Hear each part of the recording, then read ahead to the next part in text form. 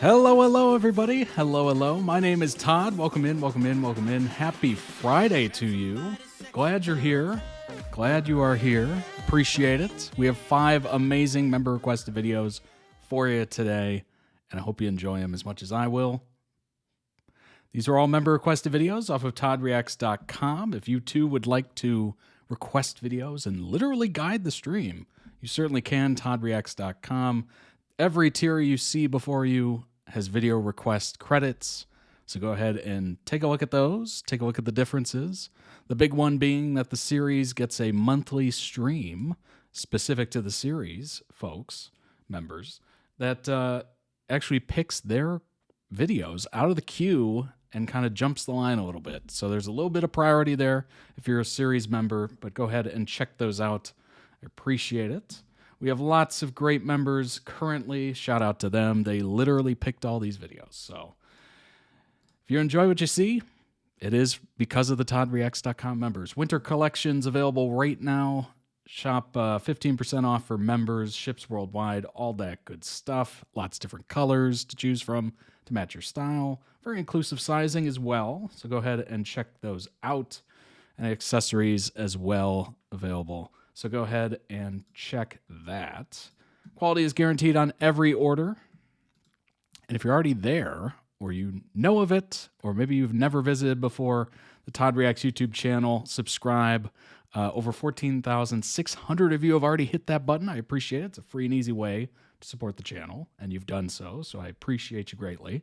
There's over 1,200 videos in the backlog, which is quite a lot. Quite a lot. Been doing this for a couple of years. Lots of great videos in the backlog there, so go ahead and check them out. If you're watching live via Twitch and you've never checked out the channel, well, there you go. There's quite a bit of content there for you to catch up on. And of course, we have playlists as well. I like to point that out every once in a while, that if you're looking for something specific, chances are there's quite a few videos in that category. So go ahead and check that out. And just to bring up again, because I only brought it up once before, this is brand new, just launched. It's actually the video request queue. You can see it live and public on the toddreacts.com website. It's actually the link up here at the top. This shows you exactly the videos that are coming up. As you notice, the first couple you'll actually see tonight. That it gives you a nice little link that's pending, the date added, and which member requested it, of course. And you can literally go see what's coming up on the docket, which is pretty nice. And if you don't see something you want to see there, just scroll down to the bottom and you can sign up, become a member, and add it to the list. Certainly. So go ahead and check that out. We love transparency here, certainly. And last but certainly not least, the Discord. Closing in on 300 members, very active members. I appreciate it greatly. As you see at the top, it tells you I'm live, which is super handy. Gives you a link to the Twitch, so if you have the app, it'll open the app. If you don't, it'll just open a browser, and you can watch along via that. Shout out to the replay gang, those who watch on YouTube later. That's the majority of the audience. I know you have, busy lives, whatnot, so watch it whenever you can. And obviously, there's timestamps. These are quite long videos, so there's timestamps for every single one of them, so you can kind of jump around. Check out the Todd Reacts server here. I've been kind of editing it a little bit recently. I just added video announcements, so whenever the YouTube video posts to YouTube, you'll actually get an announcement, and it'll tag everyone via the Discord. So you don't even have to have notifications turn on for YouTube. You could just join the Discord and have notifications on for that, and there you go. And it has a stream announcements as well, which will flash to everybody that, hey, I'm live, which one went out 2 seconds ago. So they're working. That's good. Those are brand new. Thank God. We have lots of different fandom channels as well, so go ahead and check those out. There's somebody awake at all hours of the day. This is a very international members group, certainly. So go ahead and join us. We are extremely nice. We are extremely nice. One of the nicest communities, I would dare to say, on YouTube, maybe. But yeah, I've experienced or certainly looked at other communities, and it's a little rough. Sometimes it can be pretty awful, and you're just like, yee. But thankfully, the Todd Reacts community is quite nice, And we're very gentle and kind and all that good stuff. So join us and make your opinion known. We'd love to hear it. And if you don't see a channel you want, just request it. We'll make it for you. It's that easy. And hopefully you find other people that are into what you're into. We just added a concerts community channel page I think it was last night or the night before. So you can post concert photos and videos and all the fun stuff you've ever done at concerts and concerts you're excited about that are coming up, all that good stuff. So definitely make it your own. Enjoy yourself and join us. All righty. We have, like I said, 5 amazing member-requested videos for you tonight. We're going to start off with Sunrise on the Reaping edit compilation. And then we will jump into a PondPhuwin, let's see, with their son fourth. So it's son-in-law Gemini as well. Not to, not to bury that, but yes, that'll be very interesting. It's a TikTok compilation. And then after that, we have Hudson Williams being a menace and Connor's story, lovingly tolerating it. Of course, this is from Heated Rivalry. They play those characters in Heated Rivalry. And then after that, we'll go back to PondPhuwin for being situationship goals, TikTok compilation again. Then we will end stream with Shane and Ilya. It is a video edit entitled Daylight. And of course, that's from Heated Rivalry. You're starting to get the picture. It's a lot of Heated Rivalry. It's a lot of PondPhuwin. And a little dash of Sunrise on the Reaping. So let's go ahead and jump into that. I hope you have a good weekend coming up. I bought a month-long wine tour kind of thing, so I'm going to be going to a lot of wineries in the upcoming weeks, and it should be pretty fun. I've been to a couple already, so I'm going to try to hit ones that haven't really been to or anything like that. So it should be a good time. So hopefully you have something, on your radar for the next month or this weekend even, if you have plans. This weekend, I don't know. I don't know if I have plans. So that's kind of the ultimate plan, honestly. The older you get, you're just like, I kind of like not doing anything, just a little bit. Maybe a little bit more than actually doing something. Who knows? Some weekends it's like, hey, yeah, awesome. And then some weekends it's like, I need to get out of here. I need to do something. Just anything. So I hope you had a good weekend and going forward here. And I hope you had a good week. It's cold here right now, so the weeks are kind of dragging a little bit. But hey, survived. It's Friday. Enjoy yourself. Sunrise on the Reaping edit compilation. Starting off strong. Let's go ahead and jump in. Here we go.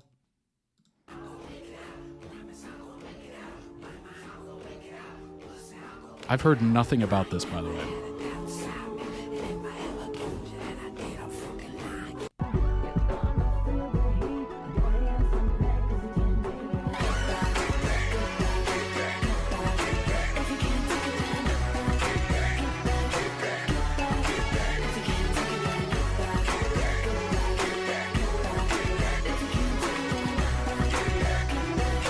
Is this HD? 480. Oh, Lord. 480, we're going back in time.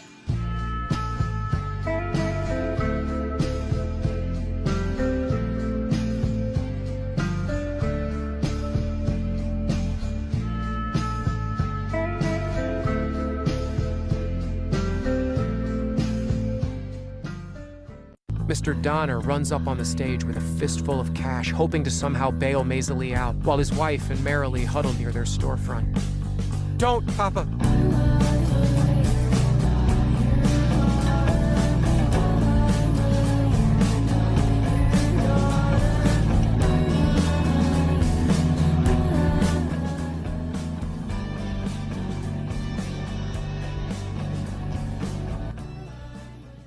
I had a friend who went that year, says my mother quietly.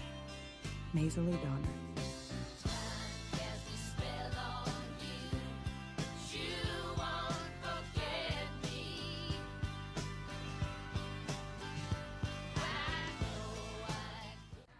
They will not use our tears for their entertainment.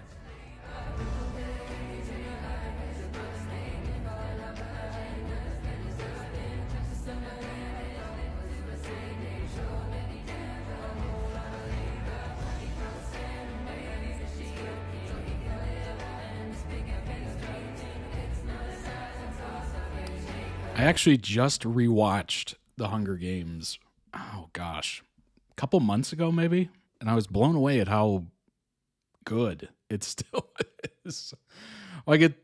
I'll admit this. I like the first one the best, and then the rest, they're okay. They're okay. First one's the best, obviously, because it has the most story. Like it's setting things up, it's getting it going. Second one's pretty good because it's like training and whatnot. So I would say it's kind of a downhill series, if I'm being totally honest, in my opinion. It's downhill. Towards the end, I just kind of lose interest a little bit. But the beginning couple is pretty amazing. And I'm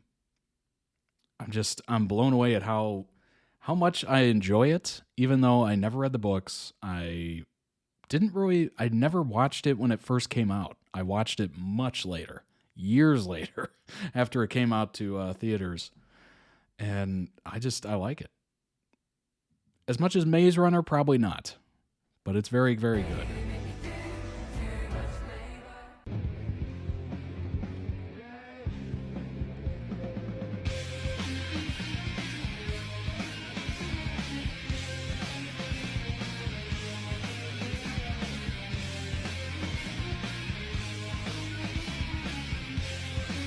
I did not think I was going to hear Nirvana. Okay, all right.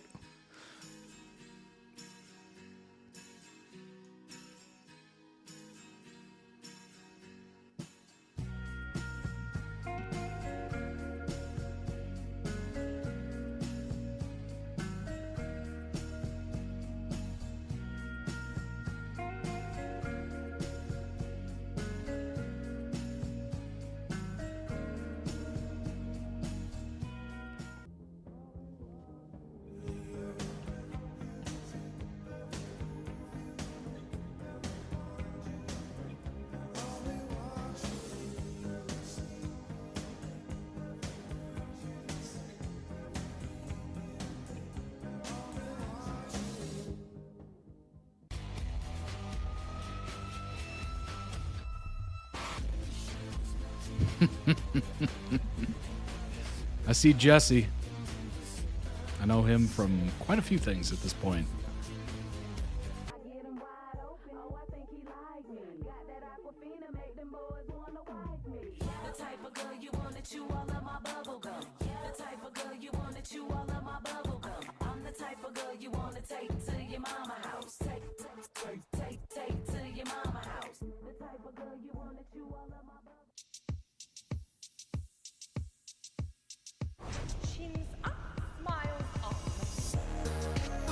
Okay. If I hear the name Effie, there's only one Effie I think of, and that is Effie Stoneham. If you know, you know. This book is incredible.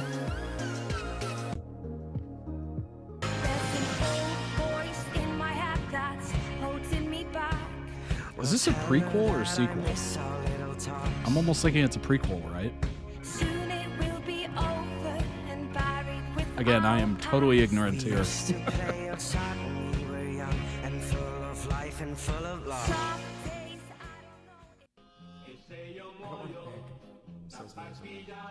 Or plead for my life. I want to go out with my head up. Prequel? About Haymitch. Oh, okay. Nice.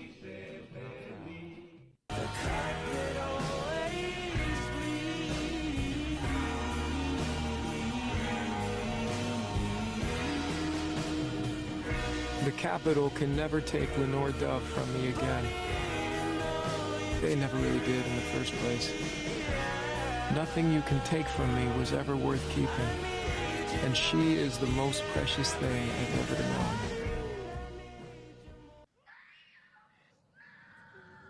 That just made me really interested in this because I do like that character from Hunger Games. Because people know deep down that winning a war 10 years ago doesn't justify starving people's children, taking away their freedoms, their rights. The Capitol is supposed to be everyone's government now. It is supposed to protect all of us. I don't see how making children fighting... What's going on, Snake? Welcome in. Anyone.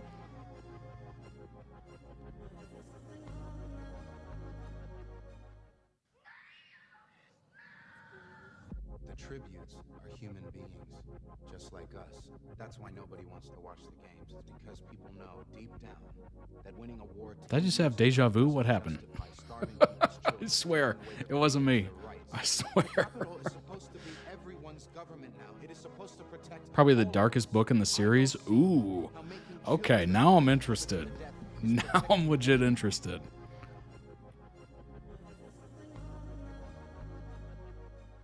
I volunteer as tribute. Monday, humiliation. Tuesday, suffocation.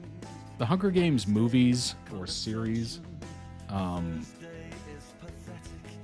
it was dark in moments, like Rue, you know, but it always had that sheen of like YA on top of it, so it was never too dark. So I'm wondering, does it get dark, like less YA in moments?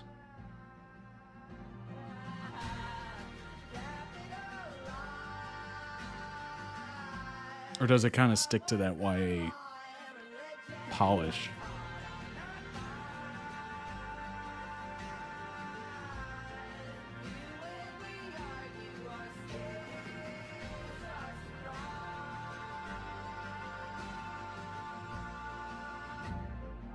I actually really like that actor. He was good in Westworld.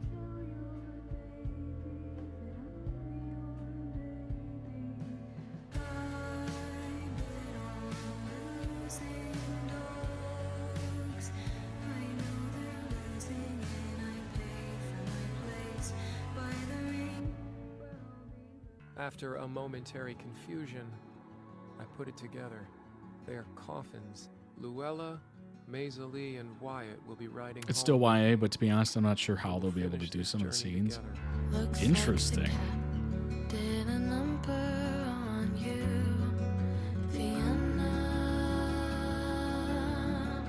wonder what when it's going to be rated. That'll be a true test. What is it rated?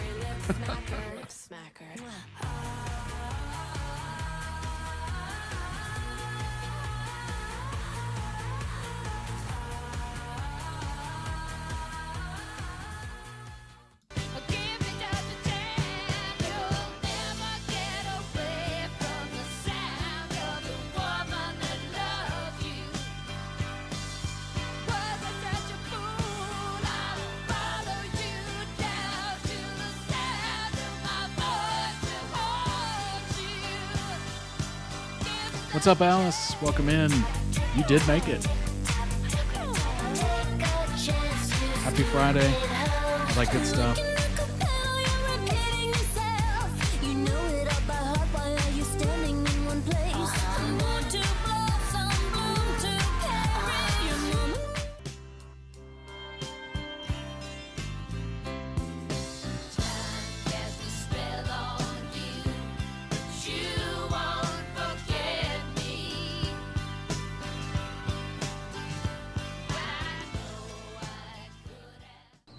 I'm not going any further without an answer. Because this has to end somewhere, right? The arena can't go on forever. What do you expect to find? I don't know.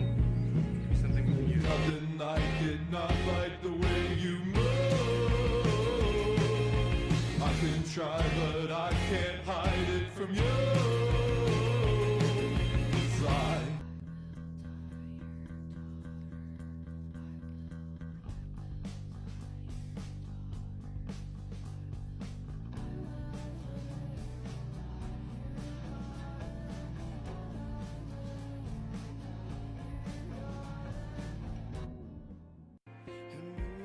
'Cause trenches and you're under fire, I will cover you. If I was dying on my knees, you would be the one to rescue. Right. That's a good point. That's a good point, Loon. I give you my lungs so you could breathe. I've got you, brother. I've got you, brother. You'll watch this when it comes out? I will too. It's probably not going to be something I go to the theaters for, but that's just kind of me. I'll check it out eventually. Book was outstanding. Nice.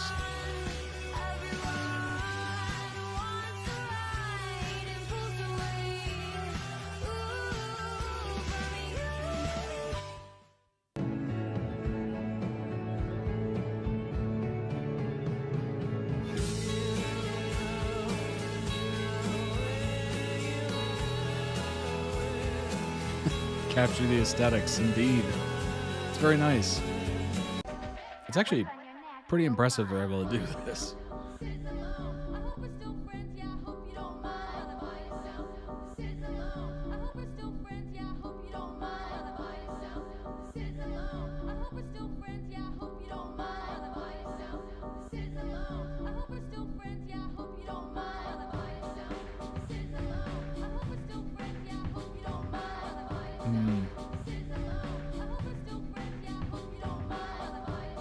History repeating itself.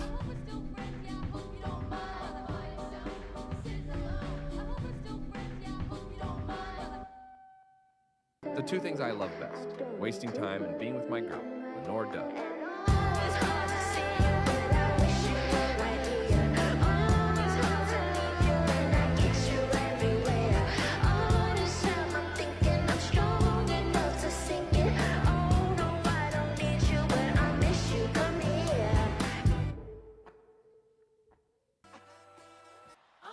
It's a cultural divide. I'ma get it on the flow.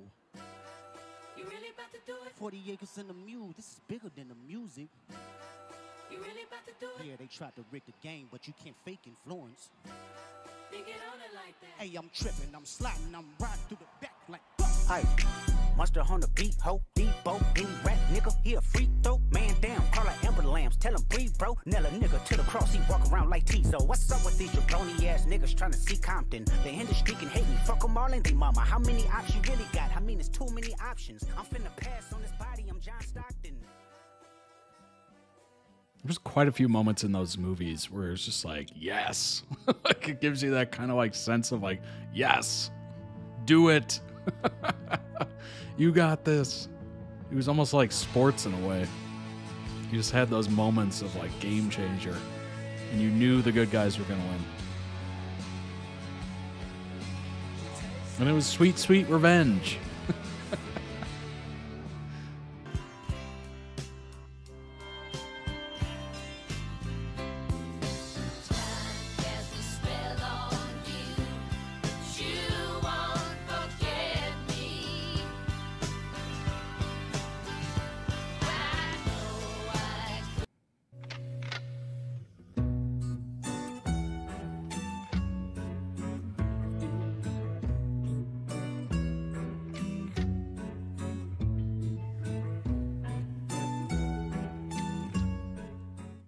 Goodbye, Maisie Donner, who I loathed, then grudgingly respected, then loved. Not as a sweetheart or even a friend, a sister, I'd said. This gotta be like a fan, like clips or something, like something like that. Or maybe it's just something completely unrelated. They just made it look like that.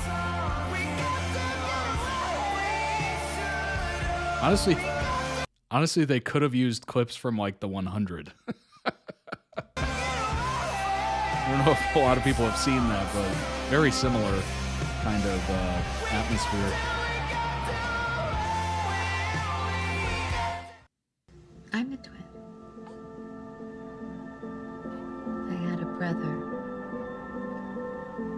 His name was Pietro. The evil had spread like a fever ahead. It was night when you died, my firefly. The day. Maybe I just gave somebody an idea. Use clips of the 100. Perfect. And they were singing. Goodbye, Maisie Donner, who I loathed, then grudgingly respected, then loved. Not as a sweetheart or even a friend, a sister.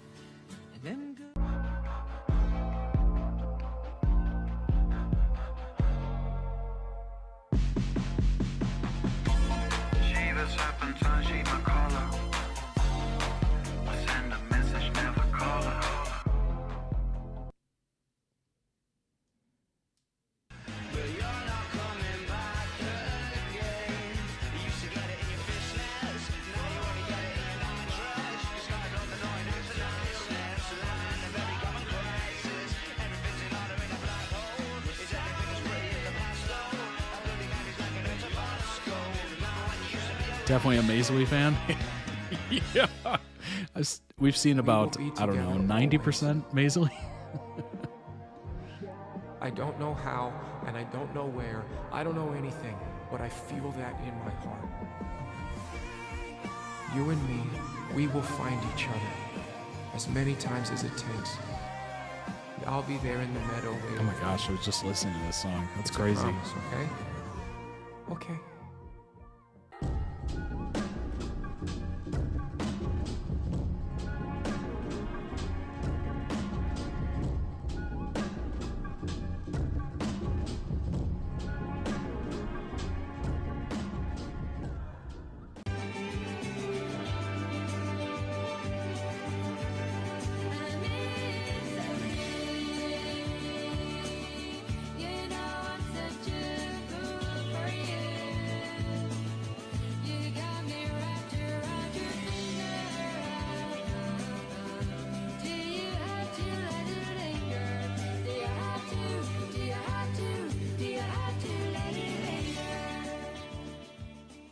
You can ask the flowers, I sit for hours, telling all the bluebirds, fulfilling coo birds, pretty little baby. I'm so in love with you. Oh, that was like somewhat creepy in a way. Link down below in the YouTube video description for the original video. Go throw it some much deserved love. What is that thumbnail? Good grief. Oh my gosh. Throw a like on that. Excellently done. Yeah, beautiful. Those editors like came up with really fascinating ways to make content out of literally just quotes and audiobook audio potentially and just aesthetic photos. It was very neat. Phil chose Dan's outfit. I'm not surprised. I feel bad the editors had so little to work with. It's true. That is true, but they'll have more eventually. Indeed. When we get, is there I'm assuming they don't have a trailer out right now, do they? Otherwise, probably would have used that. But as soon as that trailer drops, I guarantee those clips are going to be everywhere. Everywhere. Let's pull up some information to get a little bit more detail for those of us who have not read the book. Because I am lost. I know it's a prequel. I know it's about Haymitch. A teaser. Ooh. Okay. Good to know. Upcoming American dystopian action film. Both a sequel to The Ballad of Songbirds and Snakes and a prequel to The Hunger Games 2012 be the 6th installment of the film series. Joseph Zada, Jesse Plemons, great actor. Ralph Fiennes, great actor. Voldemort. Ever good ever. Kieran Culkin, Ella Fanning, McKenna Grace. Glenn Close. Okay, nice. Good cast. Scheduled to be released in the U.S. and Canada on November 20th, 2026. Taking place 24 years before the first film, a young Haymitch, Abernathy, is selected to compete in the 50th Hunger Games, also known as the Second Quarter Quell, which occurs every 25 years with a twist of the rules. Interesting. For this Quarter Quell, each district of Panem must send twice the number of tributes to the capital, who will fight to the death. Oh my gosh. So it's going to be like literally packed in there. Are they going to start it the same way where they all do like one big circle and then they run towards the middle? Because that's going to be brutal. Brutally dark. Her parents are Uma Thurman and Ethan Hawke. No way. Wow. Huh. Interesting. Well, two great actors, that's for sure. So she comes from great stock.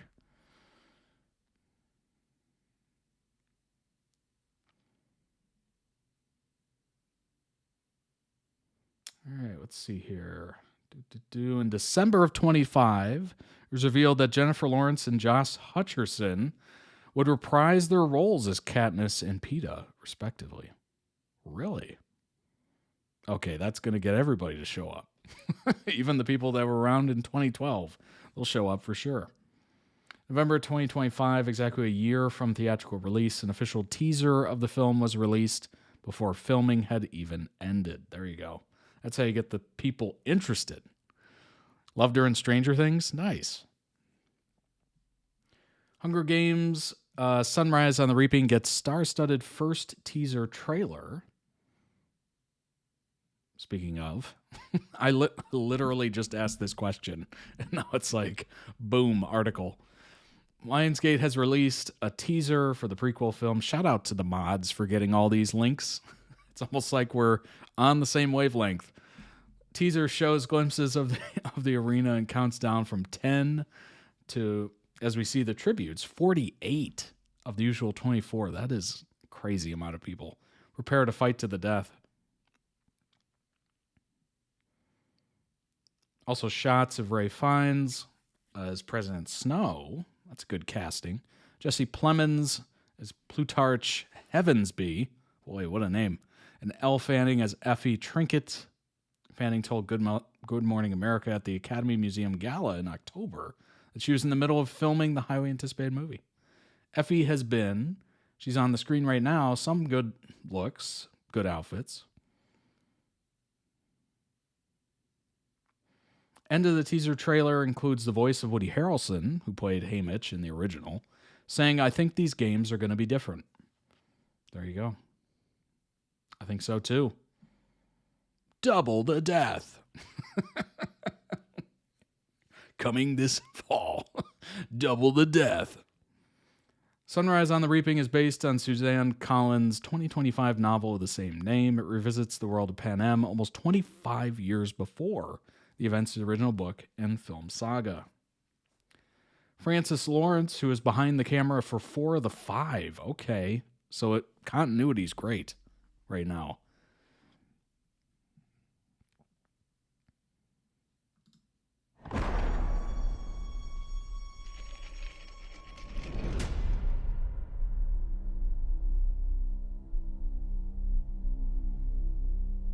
Welcome, Panem, to the glorious reaping of District 12. Oh boy.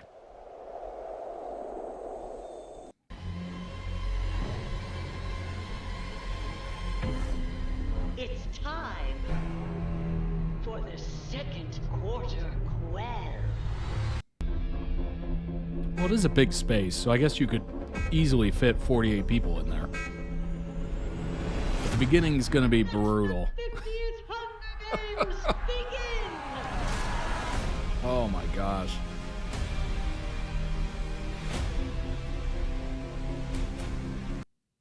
Oh my gosh, that's wild. That should be pretty good. I'm more excited about it than I've ever been, which is, at least we know Haymitch has survived. Yeah, true. That is very true. Everything we know so far, obviously Jennifer, Josh will return.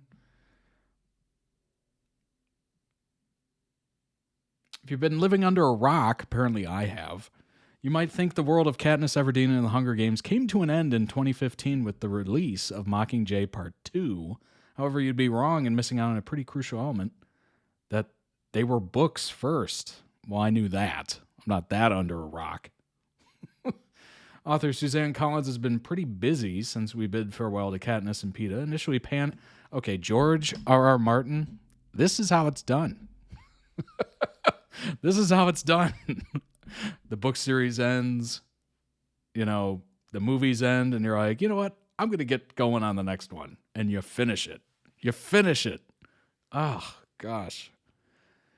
Oh, it's hard to forgive. Hard to forget. The Ballad of Songbirds and Snakes was published in 2020 with a film adaptation released in 2023 starring Tim Blythe and Rachel Zegler. Did I completely black out that movie? I've never, what? Ballad of Songbirds and Snakes. Why do I not remember that? What is happening? Did I completely black that out? What?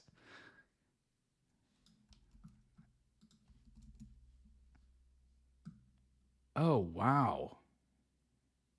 Set 64 years before the Hunger Games.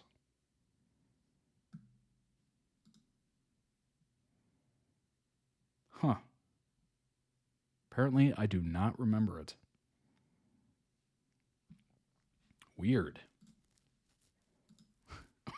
Origin and Hunger Games? Oh, okay. That sounds pretty good. Another prequel has always been hotly anticipated, though.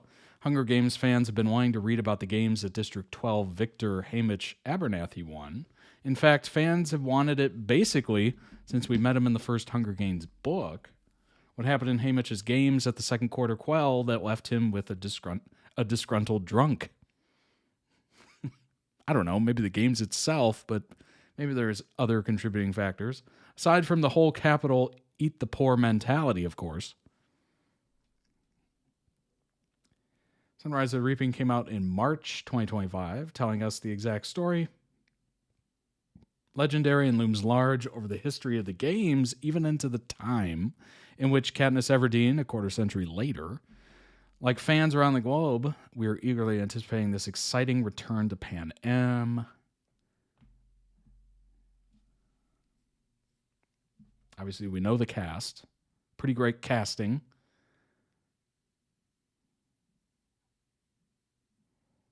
Let's see, we got anything else here? Yes, we do know they will be reprising their roles. And we do know the release date. Will it be connected to the Ballad of Songbirds and Snakes? One would imagine so. Sunrise on the Reaping is being positioned between the events of 23 prequel movie and obviously Katniss's saga. Mr. Snow, after everything you've seen out there... Where did that come from? What? Jennifer Lawrence teases and basically confirms return to Hunger Games franchise in Sunrise on the Reaping. Looks like the Katniss is officially out of the bag. Oh my gosh. Come on now. Lawrence was previously reported to be joining the cast of the upcoming Hunger Games prequel, Sunrise on the Reaping, but now the actress has all but seemingly confirmed it. On a recent episode of journalist Josh Horowitz's podcast, Happy, Sad, Confused, the host mentioned Francis Lawrence, the director of all the Hunger Games films, thus far, minus the original. Horowitz said that Lawrence and J-Law should have a chat since she's always in the director's chair for Sunrise on the Reaping. Maybe we already have, Lawrence teased. That gave Horowitz the runway to respond, if you believe everything on the internet. Oh yeah, it is out on the internet, isn't it? Lawrence replied, hinting at the reporting from last month about her and Josh reprising their roles. Horowitz then followed up, so I should see that Hunger Games movie is what you're saying, yeah? And the actor gave the podcaster a subtle smile and confirmed, yes, yeah. Very cheeky way to go ahead and confirm. Should be cool.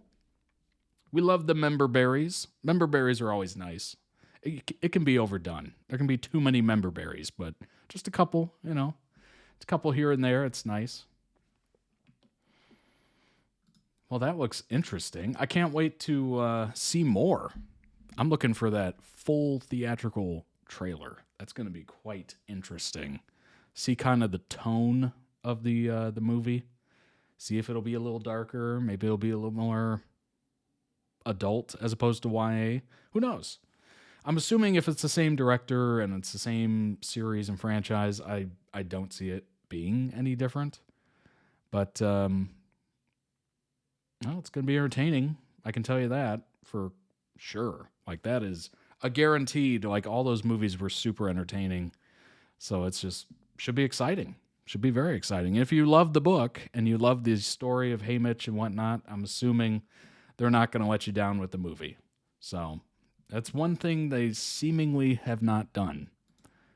Unless you're a really big fan of the books, and that is usually the route that people take. They read the books and then see the movies, and it's playing with fire because it's never going to be as good as the books. It never will. It'll get close sometimes, maybe, but it'll never be a 1-for-1. It's just unfortunate. I mean, they toned down the originals too. See? It's never going to be a 1-for-1. It's unfortunate reality, but hopefully they do it justice. Maybe. Possibly. It's good in that the director's back and whatnot, so we still fundamentally kind of look the same. But, and the casting's great, so they just got to nail the script. That's it. That's all they got to do. Nail the script, and you got, just print that money. That's it. I'm trying to read Wuthering Heights before the movie, and I'm going to be real, it's taken me a long time. Oh, no. That might be one where I would say don't read the book because you'll be disappointed. I'm assuming that's one of those where it's like, I hate to compare it to this, but I'm going to because it's just kind of an easy example. The amount of people that read 50 Shades of Grey who absolutely despise the movies is astronomical. Literally everyone I've ever talked to that has read those books, and they've never said it's like a great piece of literature, but they said the books are about 1,000 times better than the movies. Might as well read it anyway because it's a classic. That's true. That is true. I would probably read it after seeing the movie, maybe. Because the chances of the book being better than, the movie are high. Rather high. It's an unfortunate reality, but that's kind of the way that it goes, seemingly. Meanwhile, me, on the other hand, I read the first Harry Potter book and half of the second. And then as soon as I got through like half the second book, they released or teased the first movie. And I'm like, oh, okay. Guess I'm done with the books. They're going to release movies of all these. Like, that's me as a person. I'm very much more into like the visual, the movie, the TV show. I do enjoy books, don't get me wrong, but if I hear that they're going to, do something that I'm into and make it into a movie, I'm like, oh, whew, forget the book. That's just me. I know. I shouldn't do that. I should actually read the book. I should sit down. I should read the book. I have like 40 of them on a Kindle that I have not touched in however many years, but it's an unfortunate reality. It's like having a bookshelf of books that look beautiful, but you just have never touched. Oh, it's so brutal. What's up, Rack? Welcome in. I'm excited for the film. Hope it's good. Me too. Should be good. All right, let's jump into the next one, shall we? It is PondPhuwin with their son, Fourth, featuring son-in-law Gemini. We are jumping into PondPhuwin. We were just talking about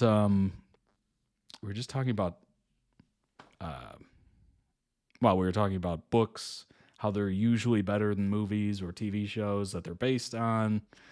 And we were talking about Wuthering Heights coming out, and we were talking about, I was comparing Sunrise on the Reaping to 50 Shades of Grey, which is a crazy comparison. But and also Wuthering Heights, where most people who read the book go, the movie is okay. Movie was okay. Not as good as the book, but it was okay. And everybody I ever talked to that read that 50 Shades of Grey series or book or whatever was just like, the movies sucked. Usually their answer was, it was better up here. Which, I mean, it's hard to compete. It's hard to compete with your own imagination, Because your imagination is your own. You can make it whatever you want. Directors, it's their imagination. It's not yours. So you just have to deal with what they put out, right?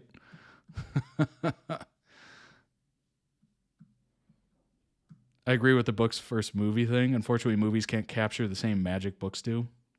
Yeah, that is true. Unfortunately true. We still love them, though. ว่ายังไงกับพรภูวินเที่ยวอะไรอย่างเงี้ยตามทุกวันก็ไปเที่ยวกัน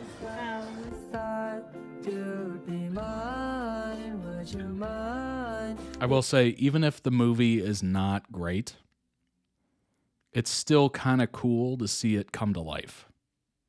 Even though it's, it's nothing that can compare with your own imagination and how you see the characters and how you interpret the characters, it's still pretty neat to see it come to life, and it's almost like it's real.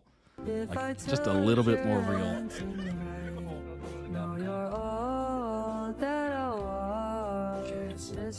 Sometimes it totally backfires.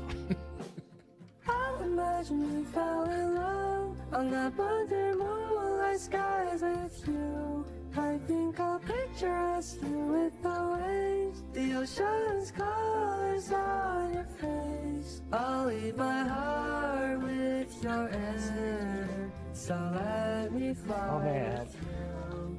Will you be forever with me?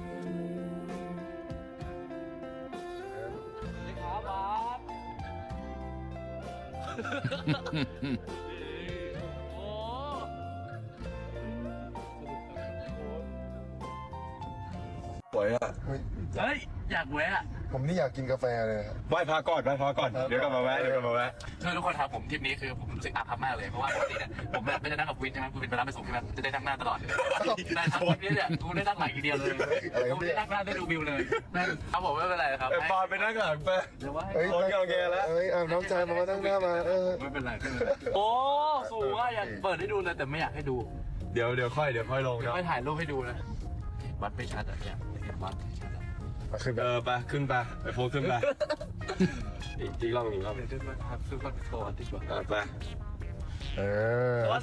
Peer pressure don't do it ไม่เห็นยังไงเต้นไม่เป็นยังไงร้องก็ยินดีที่จะไปส่งเธอตามมาเลยไม่ต้องทำเป็นงงสวยผมเต้นมอนานดีกว่าไม่เอานานง่ายแต่อยากที่อิดนี่อยากเลย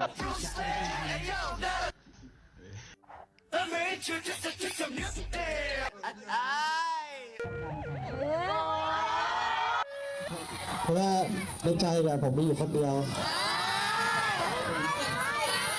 นั่นก็คือภูวิน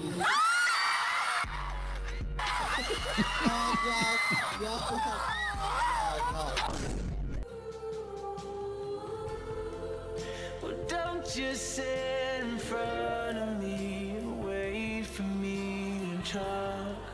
You can call me up, phone works two ways, you know this time, baby. Yeah, I think that I'll be just fine, and I wish I could say the same thing.ภูวินด่าอันนั้นด่าน่ากลัวด้วยก็ตัวนี้โอ้โหต้นดูกล้ามซิกแพคเขาดิเขาไม่ทำอะไรผมเราก็สู้เขาได้งงไหมเขาสู้ได้ที่ไหนละ2 ลุม 1ไม่แล้วเจมินายไม่ช่วยเลยเหรอโหดูมันช่วยอะไรได้บ้าง Oh my god Dang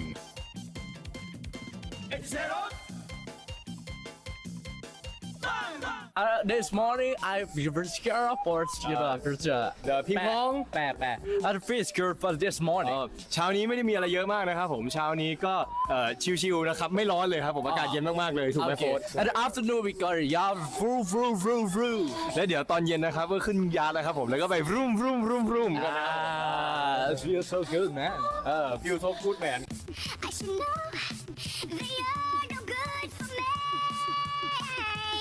'Cause you're hot and you're cold, you're yes and you're no, you're in and you're out, you're up and you're down, you're wrong when it's right, it's black and it's white. We fight, we break up, we kiss, we make up. เหมือนปอนเป็นพ่อก็ช่วยอยู่คือโฟร์แล้วผมกับภูวินที่เดินปูมาอยู่ข้างๆคือเป็นแม่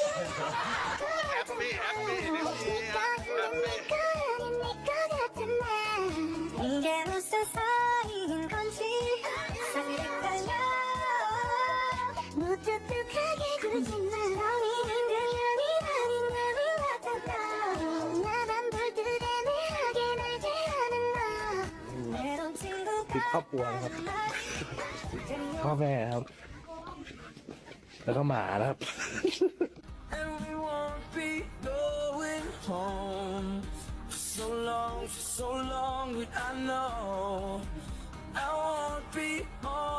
Oh, cramp. On my own, I'm feeling like right now. I wish you were here with me. There isn't a Google Doc today, but we do have a lot of links. So basically, yes. It's just not in a Google Doc. คุณจะไงครับคุณน่าจะหิวอะ ผมว่าคุณหิวเหมือนกันนะเนี่ยเด็กกำลังโตอ่ะคุณเจมินายคุณอยากกินใช่ไหมชอบครับคุณชอบเส้นคุณชอบผักหรือชอบอะไรครับชอบคุณครับ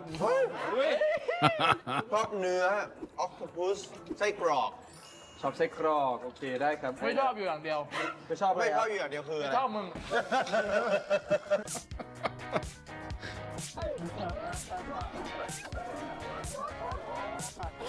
There's a stranger in my bed. There's a pounding in my head. Glitter all over the room. Pink flamingos in the pool. I smell like a mini bar. DJ's passed out in the yard. Bobby's on the barbecue. There's a hickey or bruise. Pictures of last night ended up online. Screw. Oh well. It's a blacked out blur, but I'm pretty. Can't believe that it's finally me and you and you and me, just us and your friends. How many times have I referenced this? It's one of the great video songs. Steve.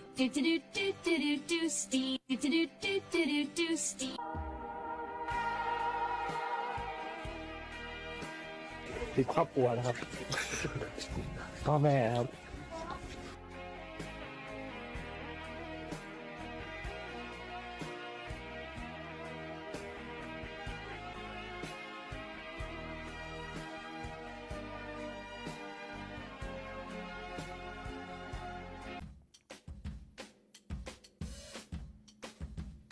ซื้อทุกอย่างเลยขอหน่อยเถอะนานทีนะซื้ออะไรก็ได้ซื้อใจภูวินไม่ได้สิ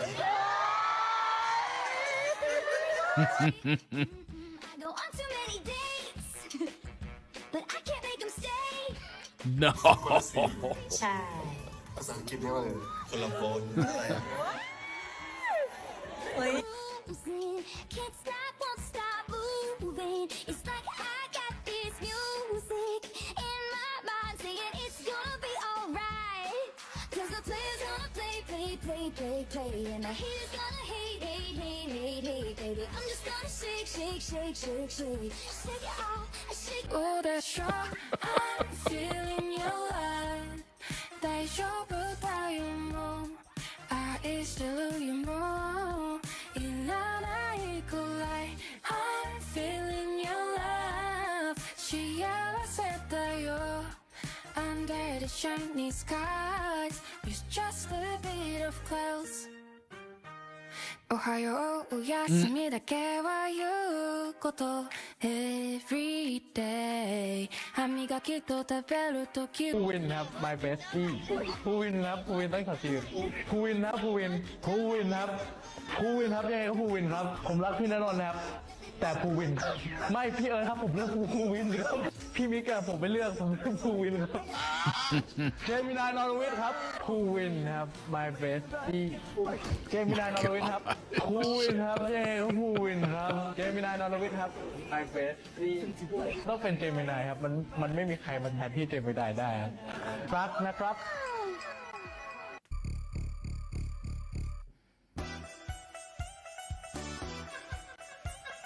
ไม่ยังไม่เห็นเจนยังไม่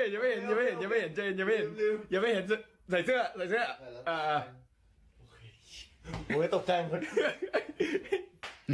ดีเอ้ย มีใครเข้ามายัง มีแล้วไม่ทันแล้วจริงเหรอทุกคนเห็นผมใส่เสื้อแล้วแย่แล้ว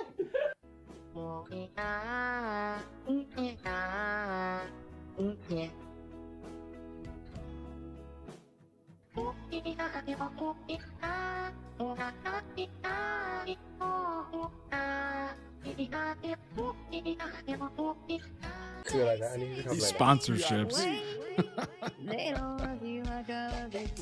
โอ้ยพี่ใจร้ายเกินดูนะครับผมต้องอยู่กับทารุณกรรมนะครับผมโดนทารุณกรรมนะครับครับ นะครับ Like me better when I like me better when I'm with you.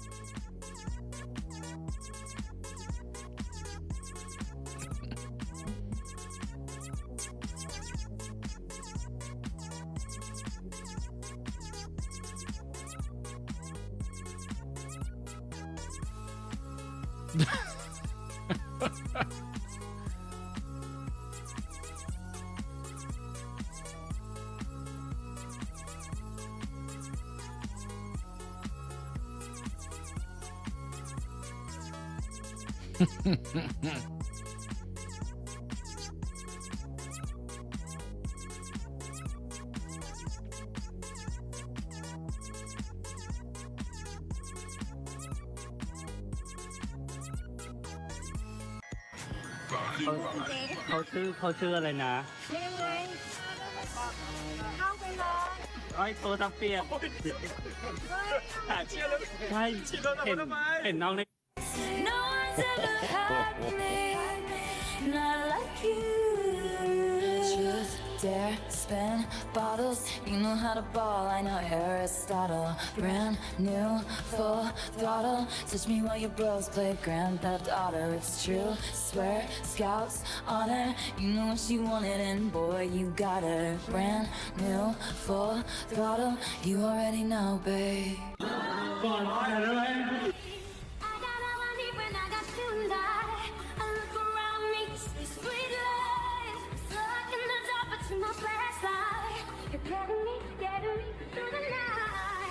สรุปบอลภูวินเป็นแฟนกันจริงไหมครับ ใจลงตรงน่ารักกว่าใครเนี่ยคุณรู้ไหมเธอยังมีใครทุกคนก็ลงไม่ไหวการรักฉันเล็กก็สู้เธอไม่ได้หวานใจคนใจคุณไม่มองใครไว้ล่ะ I've said this many times before, but it's got to be amazing to have such strong connections with coworkers, because that's technically what they are. They work together at the same, company, and they do all these fun outings. And yes, it is work. You're doing sponsored things or press things or maybe fan meets. And it must be so nice to be able to travel with people who you like, people you enjoy spending time with, people that know you. I say the same thing about K-pop groups and T-pop groups. It's like, it's so nice. It would be amazing to have this awesome profession that you're so into and to be able to share it with others that are equally as into it as you. And they're going through the same things that you're going through. You get to commiserate. You get to, share stories. You get to, relate to other people that are in it. Technically we don't really get that in normal jobs, normal life. We do have coworkers, but there's always that weird distance with them. They're not friends. They're coworkers. But you do talk to them about certain stuff, but you don't talk about everything with them, I have not done the heated rivalry stuff yet. It is coming up. Actually, there's one after this. And then the last video of the stream will be heated rivalry as well. But there's not that connection with our coworkers that we have, that they have, certainly. พ่อแม่ครับแล้วก็หมานะครับ So I'm forever jealous of their ability to just enjoy their work as much as they do.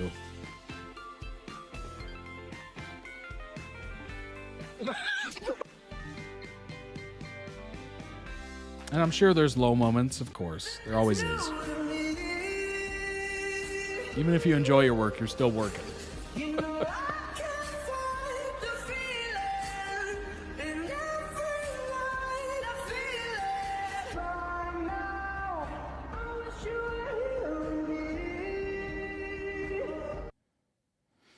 Alrighty.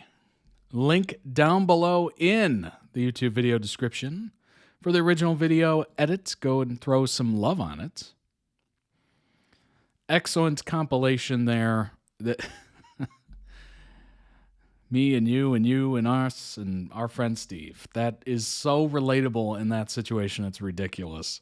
Let's go ahead and jump into some TikToks and Instagram posts and information on PondPhuwin. And then we have more later. Almost all the boys have said it's easier with their partners and friends because they share almost the same experiences as artists. And people have said a couple events are better for them because they have each other to lean on. Absolutely. Oh my gosh. Okay, here's a question. Have you ever gone on stage with a microphone or any capacity by yourself in front of an audience? Or maybe just in front of an audience at some like makeshift stage? I've never done that. I've only done it as groups. And even as a group, it's terrifying. But at least you have the group, right? At least if you have that one other person next to you. I'm sure we've all like presented schoolwork in class. That's kind of terrifying, isn't it? Usually it's not by yourself. Sometimes it is. I just remembered I did that. It was terrifying not having somebody else up there. It was all on me, you know? And all the ums and the ahs and all that stuff, those words that you just kind of fill time with. Brutal. But eventually, once you get going, you start to find a rhythm. But yeah, it would be so much easier to go up with somebody that you enjoy spending time with. And, you know, you could just kind of bounce off of one another. And you kind of... What made group presentations so fun is that you could look at the other person and forget the audience or the classroom or whatever is even there. That's the beauty. So I'm assuming that's why they enjoy it so much. Yeah, doing personal press tours and personal fan meets would be a little terrifying. Mentally throwing up just thinking about it. Indeed, Cookie, indeed. Oh man, I'm having flashbacks of like speech class that I took at university and like group projects, single projects where I'm up there by myself. Oh my gosh, I just did this. I just did this a couple months ago at work. We had some new people hired and I was tasked with going in front of them, and they all make considerably more money than me. And I was tasked with, you know, educating them about certain policies. Oh my God. It was brutal. Brutal. I hated it. It's one of those things where you know you have to do it. You're sitting there, you're sweating, you're just in your head. You're like, okay, this is what I'm going to say. This is what I'm going to say. Okay, I'm going to say this and then that, and then hopefully this, and then I'm done. And then you get up there and all your planning in your head just goes completely out the window. And you're just like, what did I? And your mind goes totally blank. Oh, it's the worst. It's so bad. Solo presentations were actual nightmares for me. I think they're a nightmare for most of us, honestly. It is so brutal. I couldn't, oh my gosh. That took me right back to school. And I was like, wow, I haven't improved at all. I can talk to a camera. I can talk to you all, you know, but boy, you get me in front of a group of people and it's just a nightmare situation. Nightmare fuel. Oh my gosh. Like I got through it, but it was rough, especially at the beginning. It was really rough. It felt like, you know, everybody was just sitting there judging me like, this guy doesn't know what he's talking about. Once I was supposed to do a duo presentation with someone, but they got sick and the teacher made me do it alone. Oh, that's awful. Were they even sick? That's the question I would have. Were they even sick? That's so brutal. Ugh. I think that, I'm trying to think, is that actually worse? That might actually be worse because you were leaning on the fact of having somebody else there and then they're not there. And then you're in the shock of, I'm doing it by myself, and also in the shock of, oh no, I'm doing it by myself. No. Oh my gosh.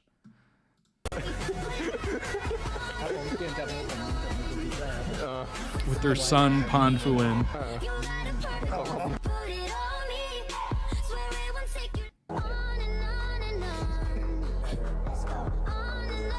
Holy AI edit. I'm looking at their faces like, that's not real.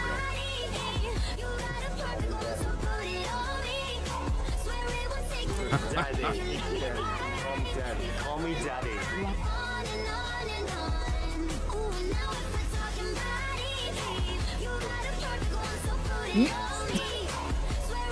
From behind the couch. I'm so dead. So dead, that's so funny.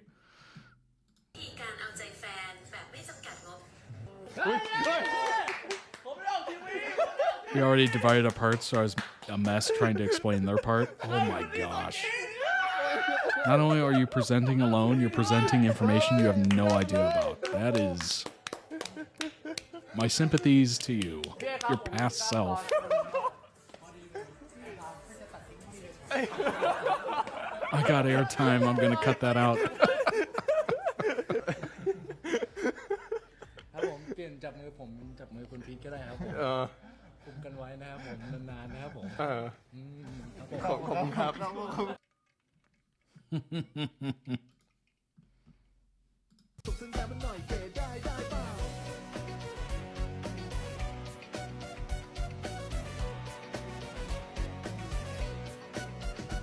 Oh, FanCon. Got it.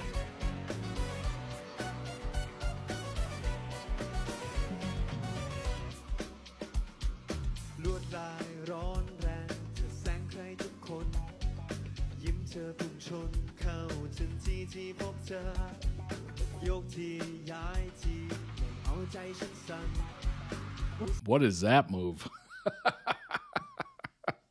What is that move? The stage was hilarious.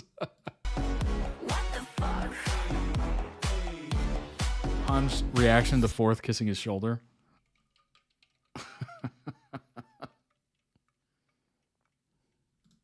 Looking at me like you want my man. What the fuck? What the fuck? What the fuck? What the fuck?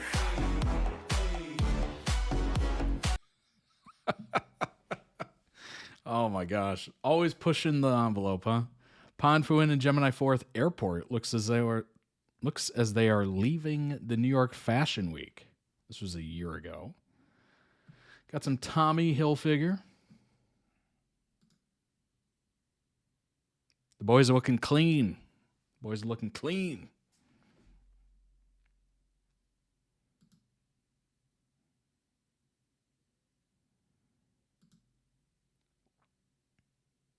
Okay, I've only had shoes that are that clean maybe the first day I've had them.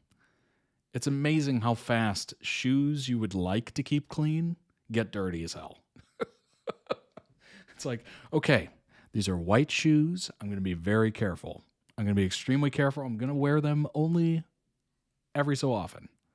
And then immediately you screw them up somehow. And it's just like, ah, oh, dang it. So annoying. So I've just given up. I've given up completely. I just buy non-white shoes. That's the lesson of that story. Give up, kids. No, I'm just kidding. Don't do that.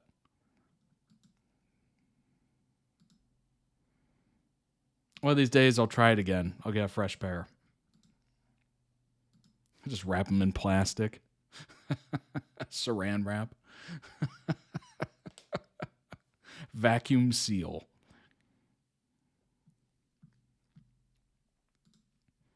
PondPhuwin and Gemini 4th in New York. This must have been during the Fashion Week. This must be a Tommy Hilfiger sponsorship because they're wearing Tommy everything all the time.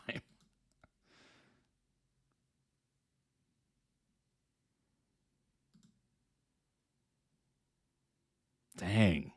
Who would have guessed a post office picture would go that hard?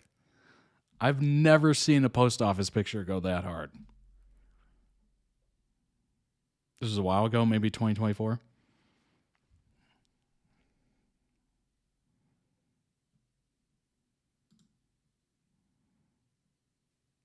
Yeah, they do look a little younger, don't they?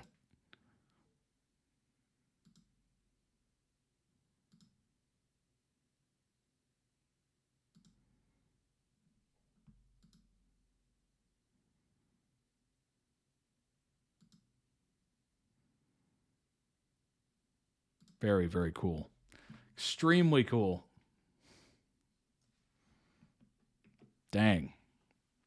I gotta get a stylist or something.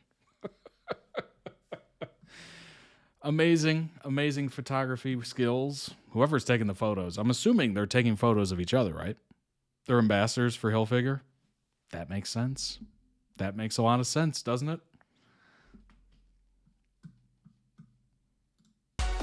I just got when I visited my mom in northern U.S., it got extremely cold to the point where I live in a very warm place right now. So I had to get a winter jacket, and one of them was a Tommy Hilfiger, and I was like, oh, I kind of like this. You know, it's super warm. It looked good. I was like, dang, this is the first Tommy Hilfiger product I think I've ever owned. I don't think I ever wore or bought or was bought for me any Tommy Hilfiger. And I was like, I'm impressed. This is pretty nice. I was more impressed by the price tag. When I got to the cash register, I'm like, I thought this was on sale. What? Take those numbers and throw them away. I don't like them. Keep timelines based on their hair. That's funny. Phuwin dyed his brown in 2025. Okay. Nice. That's smart. That way you know what you're looking at. Certainly. All right. We will be back. We will be back with PondPhuwin and more links after this. But right now, we got Hudson Williams being a menace and Connor Story lovingly tolerating it. This is obviously the actors from Heated Rivalry. Let's go ahead and jump into this compilation. It just says whole. Oh my gosh. I don't know what to expect. I only saw a little bit of them previously, so I'm very excited to see a little bit more of them interacting just as themselves. And then obviously we'll go back to PondPhuwin, and then we will jump back into Heated Rivalry, their actual characters. So we get kind of a nice blend of both. Thumbnail is crazy. Half the time he's talking to you, he's like noticing what your mouth does or where your tongue is in your mouth when you say a certain word. And that where your tongue is in my mouth. Yep. Or not always in the mouth. And I don't think you don't take it personally. Oh, I've taken it personally every single time, and I cry when I get left undelivered for 3 days. And that's your problem. And we're gonna air that out right now. Lynn, isn't that typically 2 ins? Okay, Lynn, I'll accept it. Yeah, Lynn. What was your favorite? Yeah, what was your favorite shows? I'll take this. Tapping. We do all voice text. I'm such a. Oh, really? Ella, you didn't ask me, but I'll just chime in anyway. Hudson, do you own more than one pair of pants? You knew this was coming, huh? This is offensive. Well, Connie. Separate text. I do. I like these pants. And that one day, they held me hostage with no pant changes, changes allowed. Was that This is red. Connie's on. Was that a Jeff Goldblum moment where he's like, ha ha ha ha ha ha ha? She's on it. She's not responding. So that's it. Oh! I'm getting out. Wait, I'm Connie leaving did it. respond. What did Connie say? You look so good in them. Fans. It feels passive aggressive. Wow, cool. I was gonna block Connie. Whoa, but that's so I won't do that now. I had an AD on set come up to me. This happened. He loves this. He feels so cool about this. Go ahead. No, I don't want to say it. Someone thought he was Russian. Because I do this. Connor is getting passive aggressive. He doesn't care. Con tumble, HUD athlete. When You speak in like soliloquy. when you say when Oh, God. someone It's a beautiful sonnet. loses, does anyone really win? When someone Kaylee? loses, does anyone really win? That's what she gets for asking such a question aimed to divide us when we just want to love each other. I would throw this if I wasn't so respectful. If he wasn't Canadian. Yeah, the American side of me That stereotype is true. wants to break this. And I love you guys. And it's fanning at me and laughing in my face. So between the two of you, who is the most likely to start a fight on the ice if you were actually a hockey player? Yeah, yeah, that's how I would play. I don't think I'd be focused on the puck. I'll just punch people, hit people.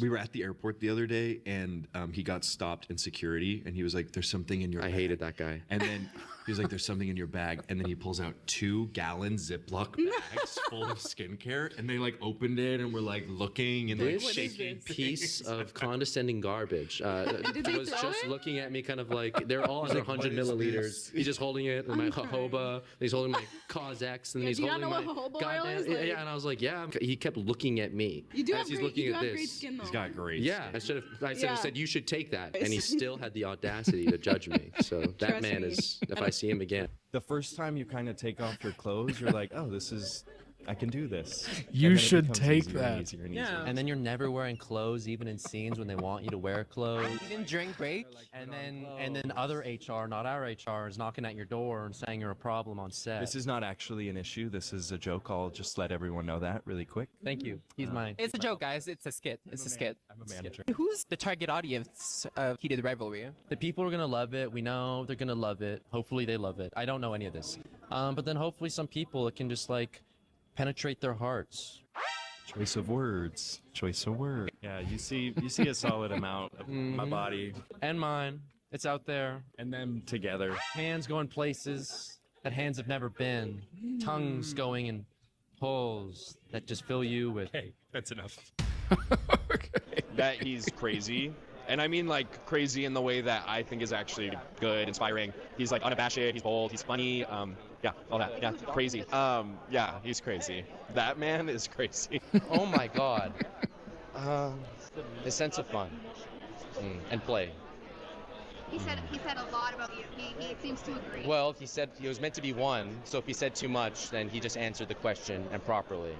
He broke the rule. He didn't answer the Well, I follow them sometimes. Do you think if Shane and Ilio, they were in Scott's position with someone like Kip, do you think that they would have like gone to the party? I don't really know what I want, but it feels good, so we're going. So yeah, it's in a different position, but I don't know if Isn't like going 15 anywhere years. publicly. right. He is, yeah, Yeah, he's you going have to under a be weighted blanket. Coked out. Just, yeah, rocking like a baby. Yeah.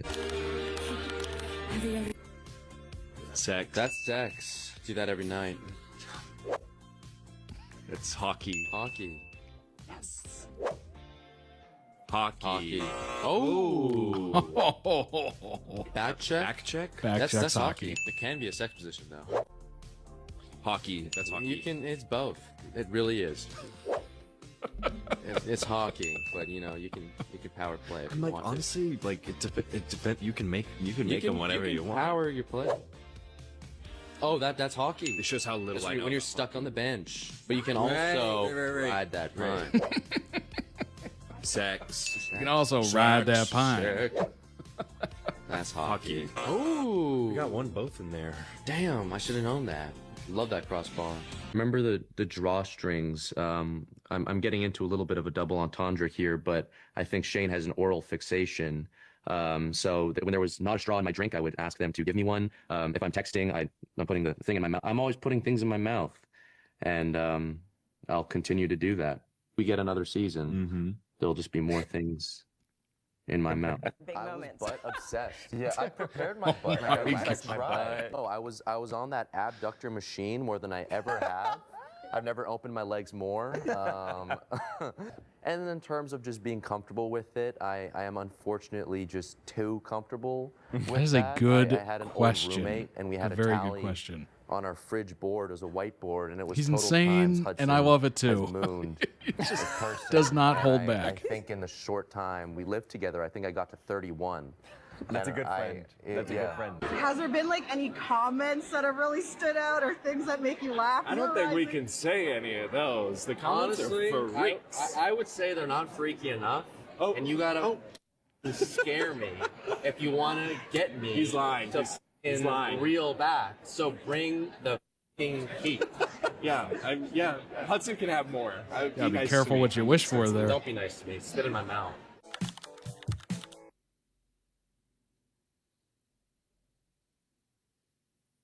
I listen to a lot of like sad music at the gym, actually. Like old sad songs, like Jacques Brel or Barbara. Like sounds really pretentious, but kind of like old French stuff. Weirdly enough, I think it's cinematic. Just white noise, and then just let the demons come out and kind of motivate you. That sounds like a joke, but I actually think he's being serious. Let the demons motivate you. Here we Reclining your seat on an airplane. Yeah, I don't give a. I'm reclining my seat, and your knees can eat it. Okay. That's to keep. Okay. Wait. Now, okay. So we like it. Swallow. We keep it. Got it. Heard. Sitting on the same side of the table. It depends. It depends. Okay. It depends. That's what I'll say. Table at a restaurant. If you're friends, no bueno. If you're lovers, bueno. No, I hate this. This disgusts me. Wait, you want to sit across? All the time. Like if I come into the table and you're like, I guess this disgusting. this is in the penalty box. I totally Texting agree. back immediately. Totally agree with Hudson. Yes. Are you decent? Sliding into DMs. If you do it nicely, like you can get pretty gross pretty quick. But unsolicited pictures. Oh God. Yeah, don't do that. Please don't do that. Don't do that. Posting a soft launch on Instagram. Stay hard. You have to hard launch. Yeah, hard launch. Shout out Dan and Phil. Mm-hmm. Making the first move. Grab that bull by the horns.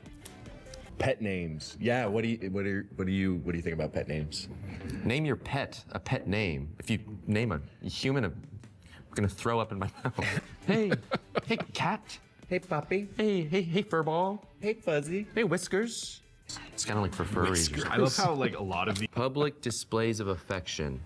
I have a pretty stiff line when it comes to this. Like if I was working with a worker once at the my old place of serving, and there was a guy that would just come up and grab his loved one's cheeks in front of everyone, in front of guests, and that man got fired shortly after. They both penalty did. box. They both did. Pineapple on pizza. gosh. Well, I can do this one. Penalty box. I like Sorry for the pizza. What's your favorite pizza? Meat. I like a barbecue chicken pizza. Arby's, we have the meat. You say cilantro? Cilantro.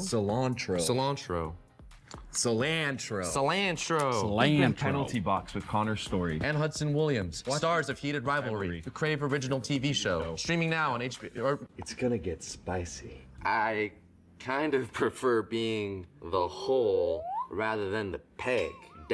Shame. Oh, I love this. Is my special night, Hollander. I want to watch you. You're so nonchalant. Here's how you have We gravitas. already did it, baby. We already did it. This is gravitas. Tell me everything you want to say in Russian. I won't understand, but maybe it'll help. Maybe it'll help. Oh, I think I can actually say this in Russian because it says in Russian. Я так сильно тебя люблю, не знаю, что с этим делать. Cut? Cut. Link down below in the YouTube video description for the original video. Go throw it some much deserved love. That was an awesome compilation. Hudson is a funny dude.